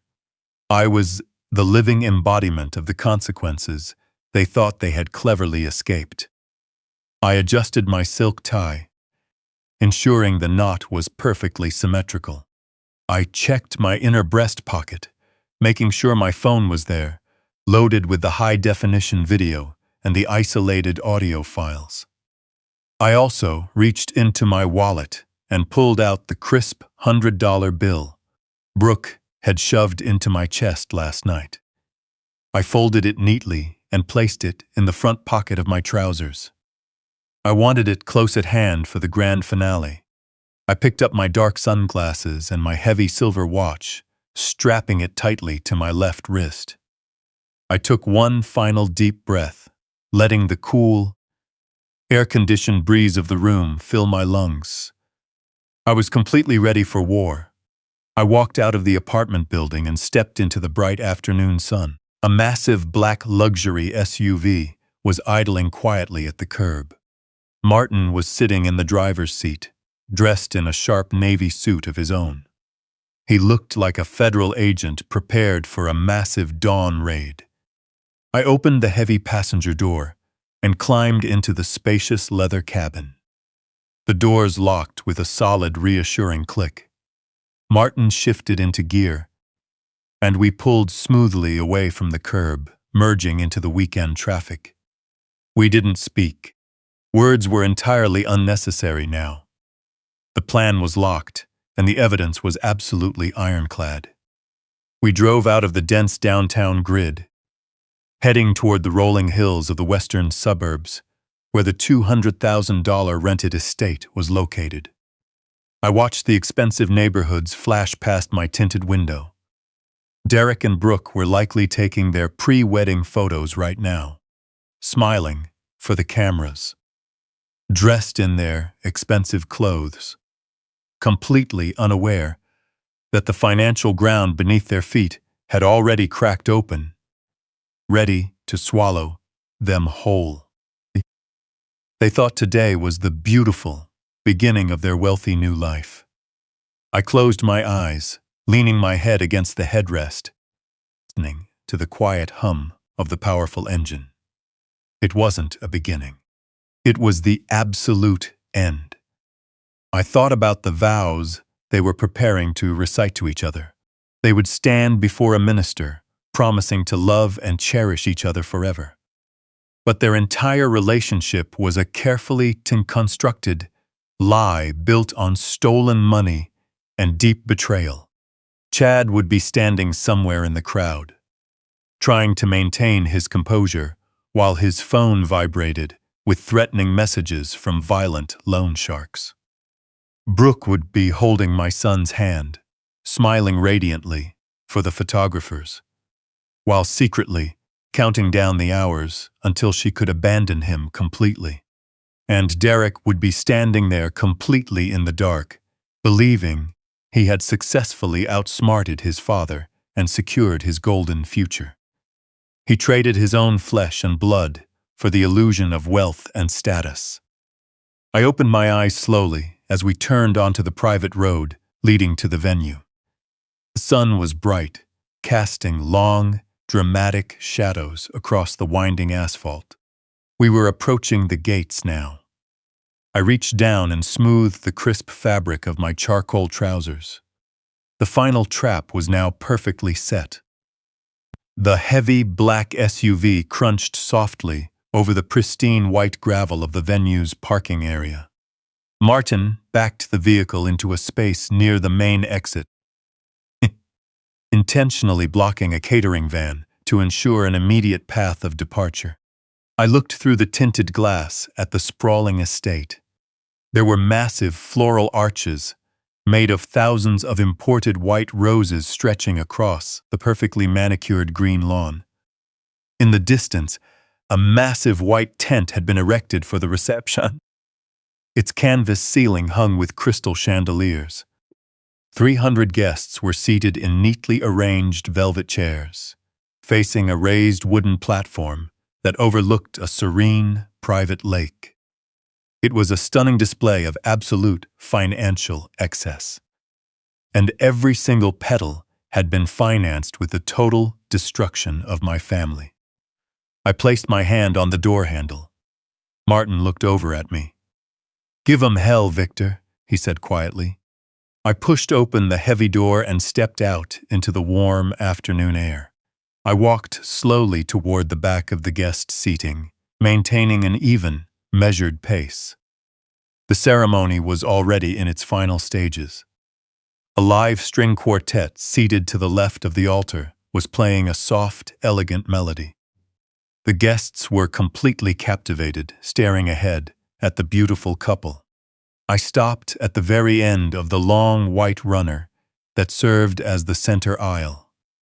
From this vantage point, I had a perfect view of the entire fraudulent spectacle. My son, Derek, stood tall in his expensive tuxedo. He was holding Brooke's hands tenderly, completely convinced that he was the king of this newly stolen world. Brooke stood opposite him, radiant in her custom designer gown. Her smile was blindingly bright, but I knew it was hollow. I scanned the crowd and easily spotted Chad sitting in the third row. He was shifting constantly in his seat, occasionally glancing down at his phone concealed in the palm of his hand. The loan sharks were likely already trying to reach him. The minister was speaking about trust and honesty. The pure hypocrisy of it made my chest tighten. I couldn't let him finish that sentence. I took a step forward, planting my boot onto the pure, white fabric of the aisle. Near the back row, there was a small technical table where a young sound engineer was monitoring the audio inputs for the minister's microphone and the string quartet. I walked straight up to the table. The young man looked up, completely confused by my sudden presence. Before he could even ask if I needed a seat, I reached down and decisively pulled the main power cable connecting the mixing board to the massive live speakers. A loud, violent pop echoed across the entire estate, followed immediately by absolute, dead silence. The string quartet stopped playing in utter shock. The minister's voice was cut off entirely, leaving him mouth-whoring words silently into a dead microphone. 300 heads turned simultaneously, looking toward the back of the lawn.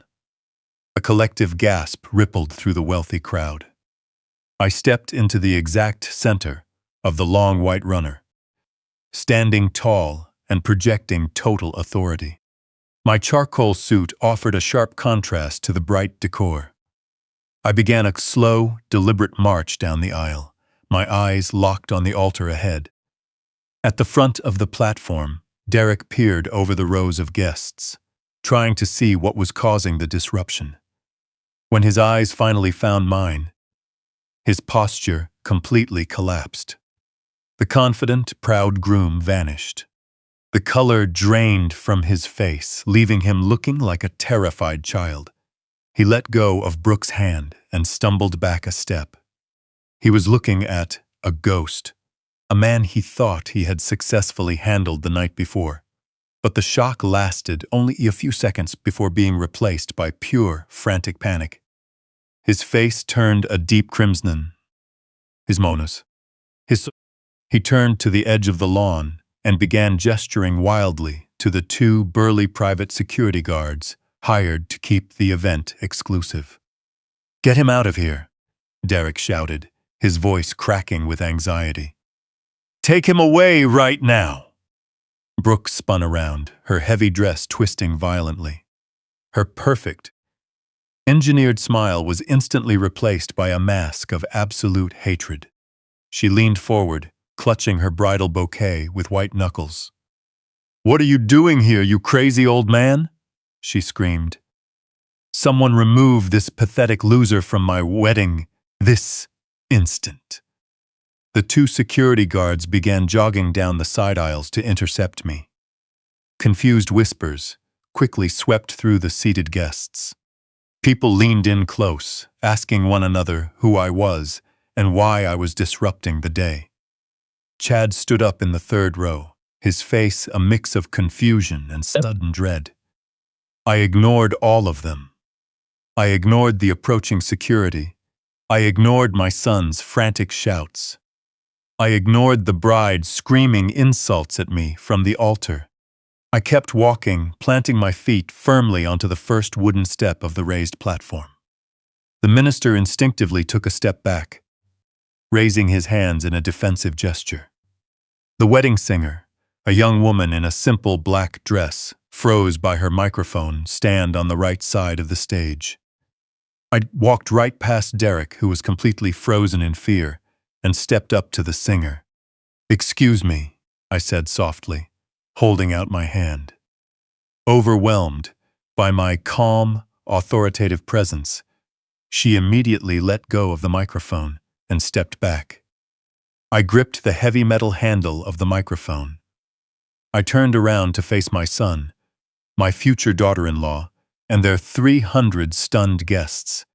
The security guards reached the bottom of the stairs, but stopped, completely unsure of whether they should tackle an elderly man in a custom luxury suit. I looked directly at Derek, who was trembling. I brought the microphone to my lips. I didn't shout. I didn't raise my voice in anger. I spoke with a terrifying calmness that sent a visible shudder through the front row. "Derek," I said, letting the massive speakers carry my words across the quiet lake. "Yesterday you told me I was a confused old man. You told me to find a cheap motel and wait for a nursing home. You said you took over my assets to protect my future. I watched him swallow hard, his Adam's apple moving nervously above his tight bow tie. Brooke stepped a half step behind him, using him as a physical shield. Her eyes darted toward the security guards, silently begging them to intervene. But the guards just stood at the bottom of the wooden steps, completely mesmerized by the unfolding drama. I reached into the inner breast pocket of my suit jacket. For a split second, several people in the crowd gasped, perhaps thinking I was reaching for a weapon, but I simply pulled out my smartphone. I held it at eye level and unlocked the screen. I am not here to cause trouble, I continued, my voice echoing against the white canvas of the reception tent. I am simply here to deliver my wedding gift. I noticed a thick black auxiliary audio cable resting on the technical table next to the singer's platform. It was the input line used for backing tracks. I walked over, picked up the metal connector, and plugged it directly into the bottom of my phone. A low static hum vibrated through the massive speaker system, signaling that the connection was live. The entire venue fell into a state of absolute suspended animation. Not a single person moved. The wind rustling through the imported white roses was the only sound left in the world. I opened my encrypted file manager and selected the audio track I had downloaded in Martin's office hours earlier. It was the crystal clear, high-fidelity recording from my living room camera. I looked directly at Brooke. The color completely drained from her face.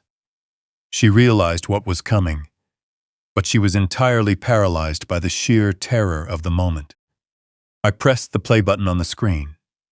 For 2 seconds there was nothing but digital silence. And then a voice boomed over the $200,000 estate. It was Brooke's voice, perfectly clear and undeniably real. "It's finally happening," the recorded Brooke echoed across the manicured lawn. A second voice joined in, Chad's deep, arrogant tone.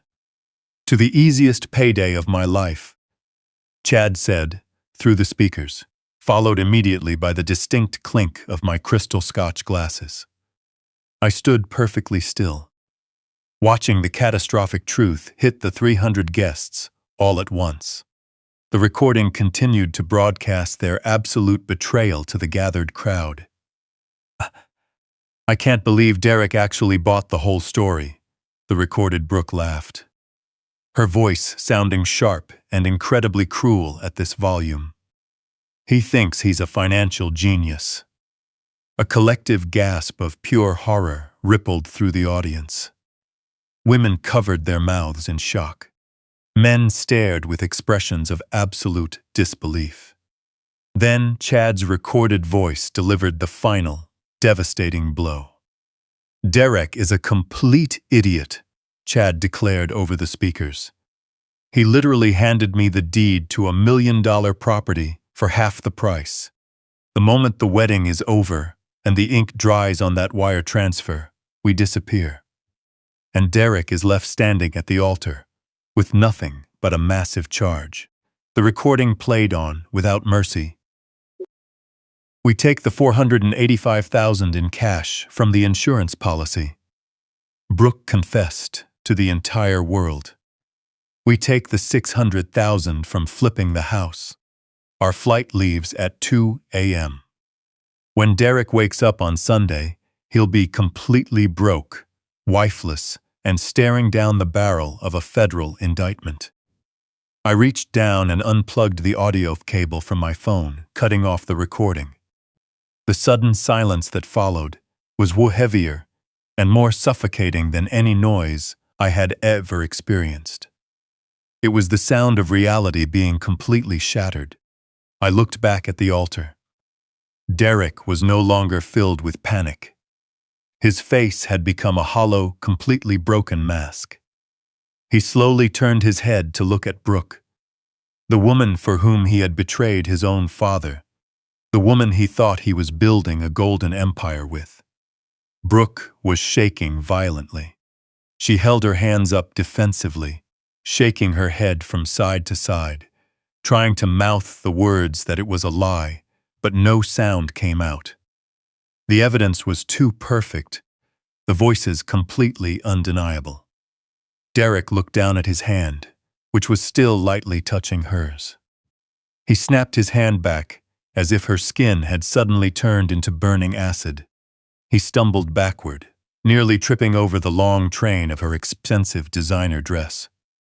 He clutched his chest, his breathing shallow and rapid. "Brooke, look at me!" Derek wheezed, his voice completely out of tune. "Tell me that isn't true.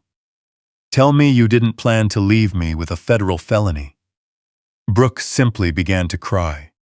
Not tears of remorse, but the tears of a trapped animal, realizing the cage door had just slammed shut. In the third row of the guest seating, a sudden movement caught my eye. Chad had realized his entire scheme was violently exposed. He knew the bride was finished, and the money was gone. He slowly rose from his velvet chair, trying to keep his head down. He began to shuffle quickly sideways, navigating down the long row of seats. I watched Chad move desperately toward the edge of the seating area, attempting to slip into the shadows of the massive white reception tent. I raised the microphone to my lips once more. "Going somewhere, Chad?" I asked, my voice cutting through the heavy silence like a sharp blade. Every single head in the audience snapped around to look at the muscular personal trainer, who was now frozen in the middle of the pathway. "I suggest you stay exactly where you are," I advised him. "Deporture is no longer a viable option for you." I turned my attention back to my son.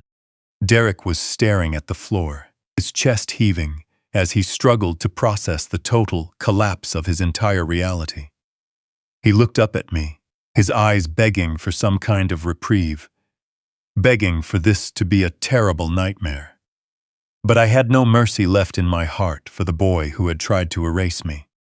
"You thought you were incredibly clever, Derek," I said, my words echoing over the calm water behind them. "You thought you could simply declare me incompetent and liquidate my life to pay for this absurd farce. You walked into my home office and found the deed to my house. You took it to a shady buyer, thinking you had made the ultimate real estate deal. You thought you sold my house to fund your perfect new life." I took a slow, deliberate step closer to him. The security guards had completely backed away, realizing they were witnessing a familial execution rather than a physical threat. "Let me educate you on how true wealth is actually protected. The deed you stole, Derek, was nothing more than a high-quality replica. It was a dummy document I kept in my desk specifically for a predictable betrayal like this. 5 years ago, I transferred all of my major assets, including the actual legal ownership of that property, into an irrevocable blind trust. I don't legally own that house anymore, and neither do you. You forged my signature to sell a property you had absolutely no legal claim to, using a temporary power of attorney that expired 8 months ago. You didn't sell $1 million estate to a private buyer. You committed massive document forgery and sold a worthless piece of paper to a shell company." Derek stood, visibly dizzy from the relentless bombardment of truth. He reached out and grabbed the wooden railing of the altar to keep himself from collapsing to the floor. The guests were now murmuring frantically, the scandal completely consuming the wealthy crowd. Brooke sobbed uncontrollably, her hands covering her face as expensive makeup left dark, ugly tracks down her cheeks. But I wasn't finished dismantling his stolen empire. "And then there's the matter of the $485,000, I continued, raising my voice just enough to quiet the whispering crowd. You thought you could simply wire $500,000 of your deceased mother's life insurance across state lines without triggering a single alarm. You thought my banking security system was as weak as your moral compass. That money did not settle quietly into your new joint account here in Texas. Thanks to security protocols I personally established, that massive transfer was immediately flagged as a severe anomaly. I reported the fraudulent transaction to the authorities late last night. The FBI Cyber Crimes Unit formally opened a case file at 3 a.m. this morning. You didn't just steal from your father, Derek. You committed federal wire fraud. That is federal wire fraud. That is a major felony with a mandatory minimum sentence. The federal authorities have completely frozen the target account. You cannot touch a single penny. You are completely broke. You have no house. You have no wife, because she was planning to abandon you at the airport tonight. And you are going to federal prison. At that exact moment, a sharp, piercing sound cut through the heavy atmosphere of the outdoor venue. It was a cell phone ringing violently. The sound wasn't coming from the altar. It was coming from the third row. Chad was frantically fumbling with his jacket pocket, his hands shaking uncontrollably as he pulled out the vibrating phone. In the fading afternoon light, the screen glowed brightly. He stared at the caller ID, and the last remaining ounce of color drained from his face. The phone continued to ring, echoing loudly across the silent estate. "Answer it." "Chad," I suggested, pointing at him. "Tell the people at Silver State Financial Services why their $600,000 is currently trapped in a frozen federal holding account. Tell the violent loan shark syndicate you borrowed from that the house you bought is a fake and you have absolutely no way to pay them back." Chad's phone continued to ring, a relentless mechanical scream signaling his absolute doom. He looked around wildly, realizing the devastating truth. The money was gone. The house was an illusion. The feds were watching the accounts, and the syndicate was calling the collect. He dropped the phone onto the grass, as if it burned his hand. The ringing finally stopped, but the silence that followed was far more terrifying. The trap had closed perfectly around the three of them, leaving absolutely no avenue of escape. The 300 guests remained completely paralyzed, utterly stunned by the scale of destruction unfolding before them. No one dared to speak. No one dared to move. Derek slowly dropped to his knees on the wooden platform. He buried his face in his trembling hands and finally began to cry. It was the pathetic sound of a broken man, realizing he had traded a loyal family for an absolute nightmare of lies and inevitable confinement. My audit was complete. The deep, heavy silence that had completely enveloped the outdoor estate was suddenly shattered. At first, it was a faint, high-pitched wail, echoing from the winding canyon road leading up to the property. Within seconds, the sound multiplied, becoming deafening. The distinct, aggressive screech of multiple police sirens tore through the warm afternoon air. The 300 guests, already frozen in shock, suddenly began to panic. But the authorities didn't pull up politely to the front gates. 3 massive, unmarked black SUVs suddenly crashed right through the decorative wooden fencing at the edge of the estate. They didn't slow down to preserve the expensive landscaping. The heavy tires ripped deep, ugly trenches into the manicured green lawn, sending chunks of sod and crushed white rose petals flying into the air. The vehicles swerved up aggressively around the seating area and slammed to a violent halt directly in front of the raised wooden altar. The doors flew open simultaneously, A dozen federal agents wearing dark tactical vests with the bold, yellow letters FBI printed across their chests, flooded onto the grass. It was a coordinated federal raid. The lead agent, a tall, broad-shouldered man with a stern face, pointed directly at the altar. "Nobody move," he shouted, his voice easily cutting through the ambient sirens. "Secure the perimeter and identify the primary targets." Two agents moved quickly up the wooden steps of the platform. Derek was still on the floor, his face buried in his hands. He didn't even attempt to run or resist. He was completely broken. An agent grabbed his shoulder firmly, pulling him to his feet. "Derek Gallagher, you are under arrest for federal wire fraud, aggravated identity theft, and conspiracy to commit financial fraud," the agent recited, forcefully turning my son around. Derek offered no resistance as the cold steel handcuffs were secured tightly around his wrists, over his expensive tuxedo cuffs. He took one final look at me, but I offered absolutely no comfort. I stared back at him with a cold, detached gaze, like a man simply watching a criminal being processed. Had his shoulders slumped forward, in total defeat, shoulders slumped forward, in total. Across the lawn, near the third row, Chad's reaction was entirely different. As agents approached him, his fight-or-flight instinct exploded. He attempted to shove past a federal officer, lunging toward the reception tent.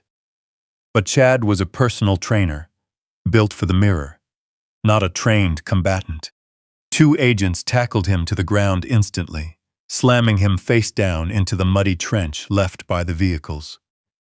They pinned his tattooed arms behind his back and secured him in heavy restraints. He cursed loudly, his voice shaking with the absolute certainty of his impending ruin. Up on the altar, Brooke watched her entire universe violently dissolve. The wealthy guests she had desperately tried to impress were now pulling out their phones, recording the humiliation.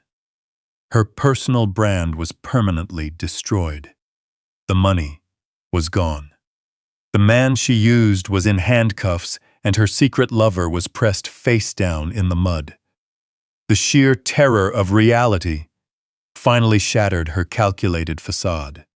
She dropped her expensive bridal bouquet, letting the delicate flowers scatter across the wooden planks. She stumbled forward, the heavy designer gown dragging behind her. She dropped to her knees right at my feet. The pure white silk instantly absorbed the dirt of the stage. "Victor, please," she sobbed hysterically, looking up at me with wide, terrified eyes. Her makeup was completely ruined, leaving her looking like a phantom. "You have to tell them I had nothing to do with this. You have to save me. It was all Chad. He manipulated me. He manipulated me. He forced me into this. I never wanted to hurt you. I love Derek. Please, Victor, you can't let them take me to jail. I won't survive in a place like that." She reached out with trembling hands and grabbed the fabric of my custom suit trousers, her fingers clutching the expensive cloth like a drowning woman reaching for a life raft. To save herself, she was entirely willing to push everyone else underwater. She wept harder, begging for a single shred of mercy, offering to testify against the men she claimed to love if I would just speak to the federal agents on her behalf. I looked down at the woman kneeling in the dirt at my feet. I felt a complete lack of sympathy. I felt nothing but an overwhelming sense of revulsion. Bending down, I firmly pried her fingers away from my trousers and took a step back, creating physical distance between us. I didn't raise my voice, but I made sure she heard every single syllable. "You made your choice, Brooke," I said, my tone completely devoid of emotion. "You orchestrated a scheme to steal a deceased woman's legacy. You mocked my health. You sat in my living room laughing while planning the complete destruction of my family. I reached into the front pocket of my trousers, my fingers brushing against the folded piece of paper I had kept specifically for this moment. I pulled it out, unfolded it slowly, and smoothed out the creases. It was the crisp $100 bill she had shoved into my chest the night before. I held it between my index and middle fingers, exactly the way she had done to me. I looked into her sobbing, desperate eyes. I let the bill slip from my fingers. It floated gracefully through the air, drifting slightly with the breeze, before landing directly in her lap. "Take a cab, Brooke," I said, my voice cold and absolute. "Your perfect aesthetic is completely ruined." 6 months have passed since that afternoon. A crisp autumn breeze has descended upon Austin, bringing a sense of peace I haven't felt in a very long time. I am sitting on the front porch of my home. The same home that was stripped bare by careless movers has been completely restored. Every antique piece of furniture, every painting, and every memory is right back where it belongs. The heavy mahogany entryway table sits exactly where Diana and I placed it 40 years ago. The polished wood gleams in the soft morning light, a reminder that some foundations simply cannot be broken. I hold a steaming cup of black coffee, watching the morning light filter through the leaves of the large oak tree in my front yard. The house is quiet, but it no longer feels empty. It feels incredibly secure. The storm that swept through my life has finally passed, leaving behind a clear sky. Once the evidence was submitted, the justice system moved with remarkable speed. Derek didn't even attempt to fight the charges. Faced with the undeniable audio recordings, the forged documentation, and the massive paper trail of wire fraud, his public defender advised him to take a plea deal. My son, the boy who thought he was a financial genius, is currently serving a 5-year sentence in a federal correctional facility. He writes to me occasionally. The envelopes bear the strict stamp of the federal prison system. I read them carefully. But I do not lie. They are filled with desperate apologies, but they read more like the regrets of a man who is incredibly sorry he got caught, rather than a man who is truly sorry for what he did. He complains constantly about the harsh reality of his concrete cell and the complete lack of his luxurious lifestyle. Perhaps, after 5 long years, he will finally learn the absolute value of an honestly earned dollar. Brooke fared no better. She desperately tried to construct a false narrative of victimhood, claiming she was completely manipulated by the men in her life. The federal prosecutors didn't believe a single word of her tearful performance. She is currently under intense federal scrutiny for conspiracy. Her prized social media presence completely erased. The wealthy friends she had desperately tried to cultivate abandoned her the exact second the second came out. No one wanted to be associated with a high-profile federal fraud case. She now lives in a small, cramped apartment, working a grueling minimum-wage retail job just to pay her mounting legal fees. Every single day is a bitter reminder that it was pure, endless greed that cost her an incredible fortune. As for Chad, his fate was decided entirely outside a traditional courtroom. When the feds seized the fraudulent holding account, the $600,000 he borrowed from Silver State Financial Services was permanently confiscated as the proceeds of a major financial crime. The violent loan sharks didn't care about federal freezes or official court orders. They only cared that their massive investment was completely gone. Exactly 3 days after that disastrous wedding ceremony, Chad vanished into thin air.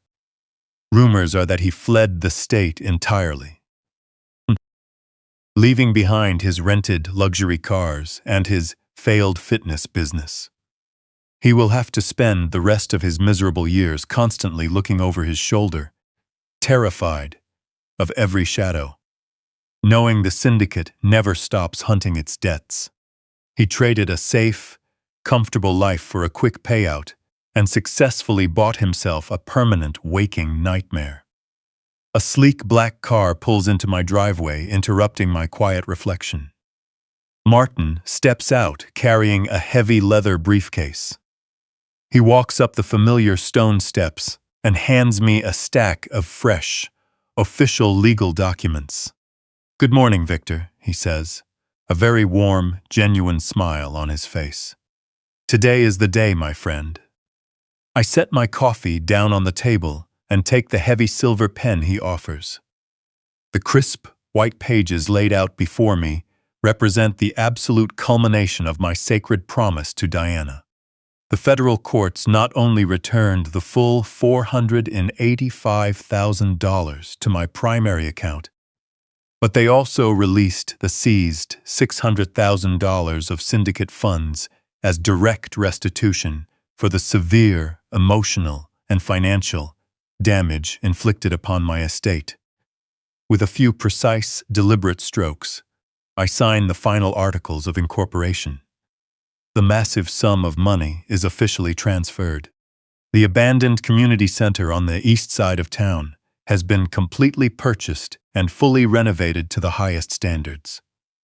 Next week, we will cut the bright red ribbon and officially open the doors to the Diana Gallagher Youth Shelter. It will stand as a safe haven for innocent kids who have nowhere else to go. A place that provides an opportunity for children who are desperate to build a real family. It is a legacy of absolute kindness, built beautifully out of the ashes of human greed. I hand the signed legal documents back to Martin. He nods to me with deep respect, walking quietly back to his idling car, leaving me alone with my thoughts. I look out over the beautiful garden Diana planted all those years ago. The vibrant flowers bloom proudly against the cool autumn breeze. I think back on the chaotic journey of the last 6 months. I think about the absolute betrayal, the silent and meticulous investigation, and the devastating execution of justice. I didn't ask for this war. It's just my doorstay. When it arrived at my doorstep, I fought it with every ounce of experience I possessed. They thought my silence was weakness. They forgot that a silent accountant is simply totaling up the cost of your ruin. Family isn't about blood, it's about respect. And at 71 years old, my life isn't over. It has just been properly audited.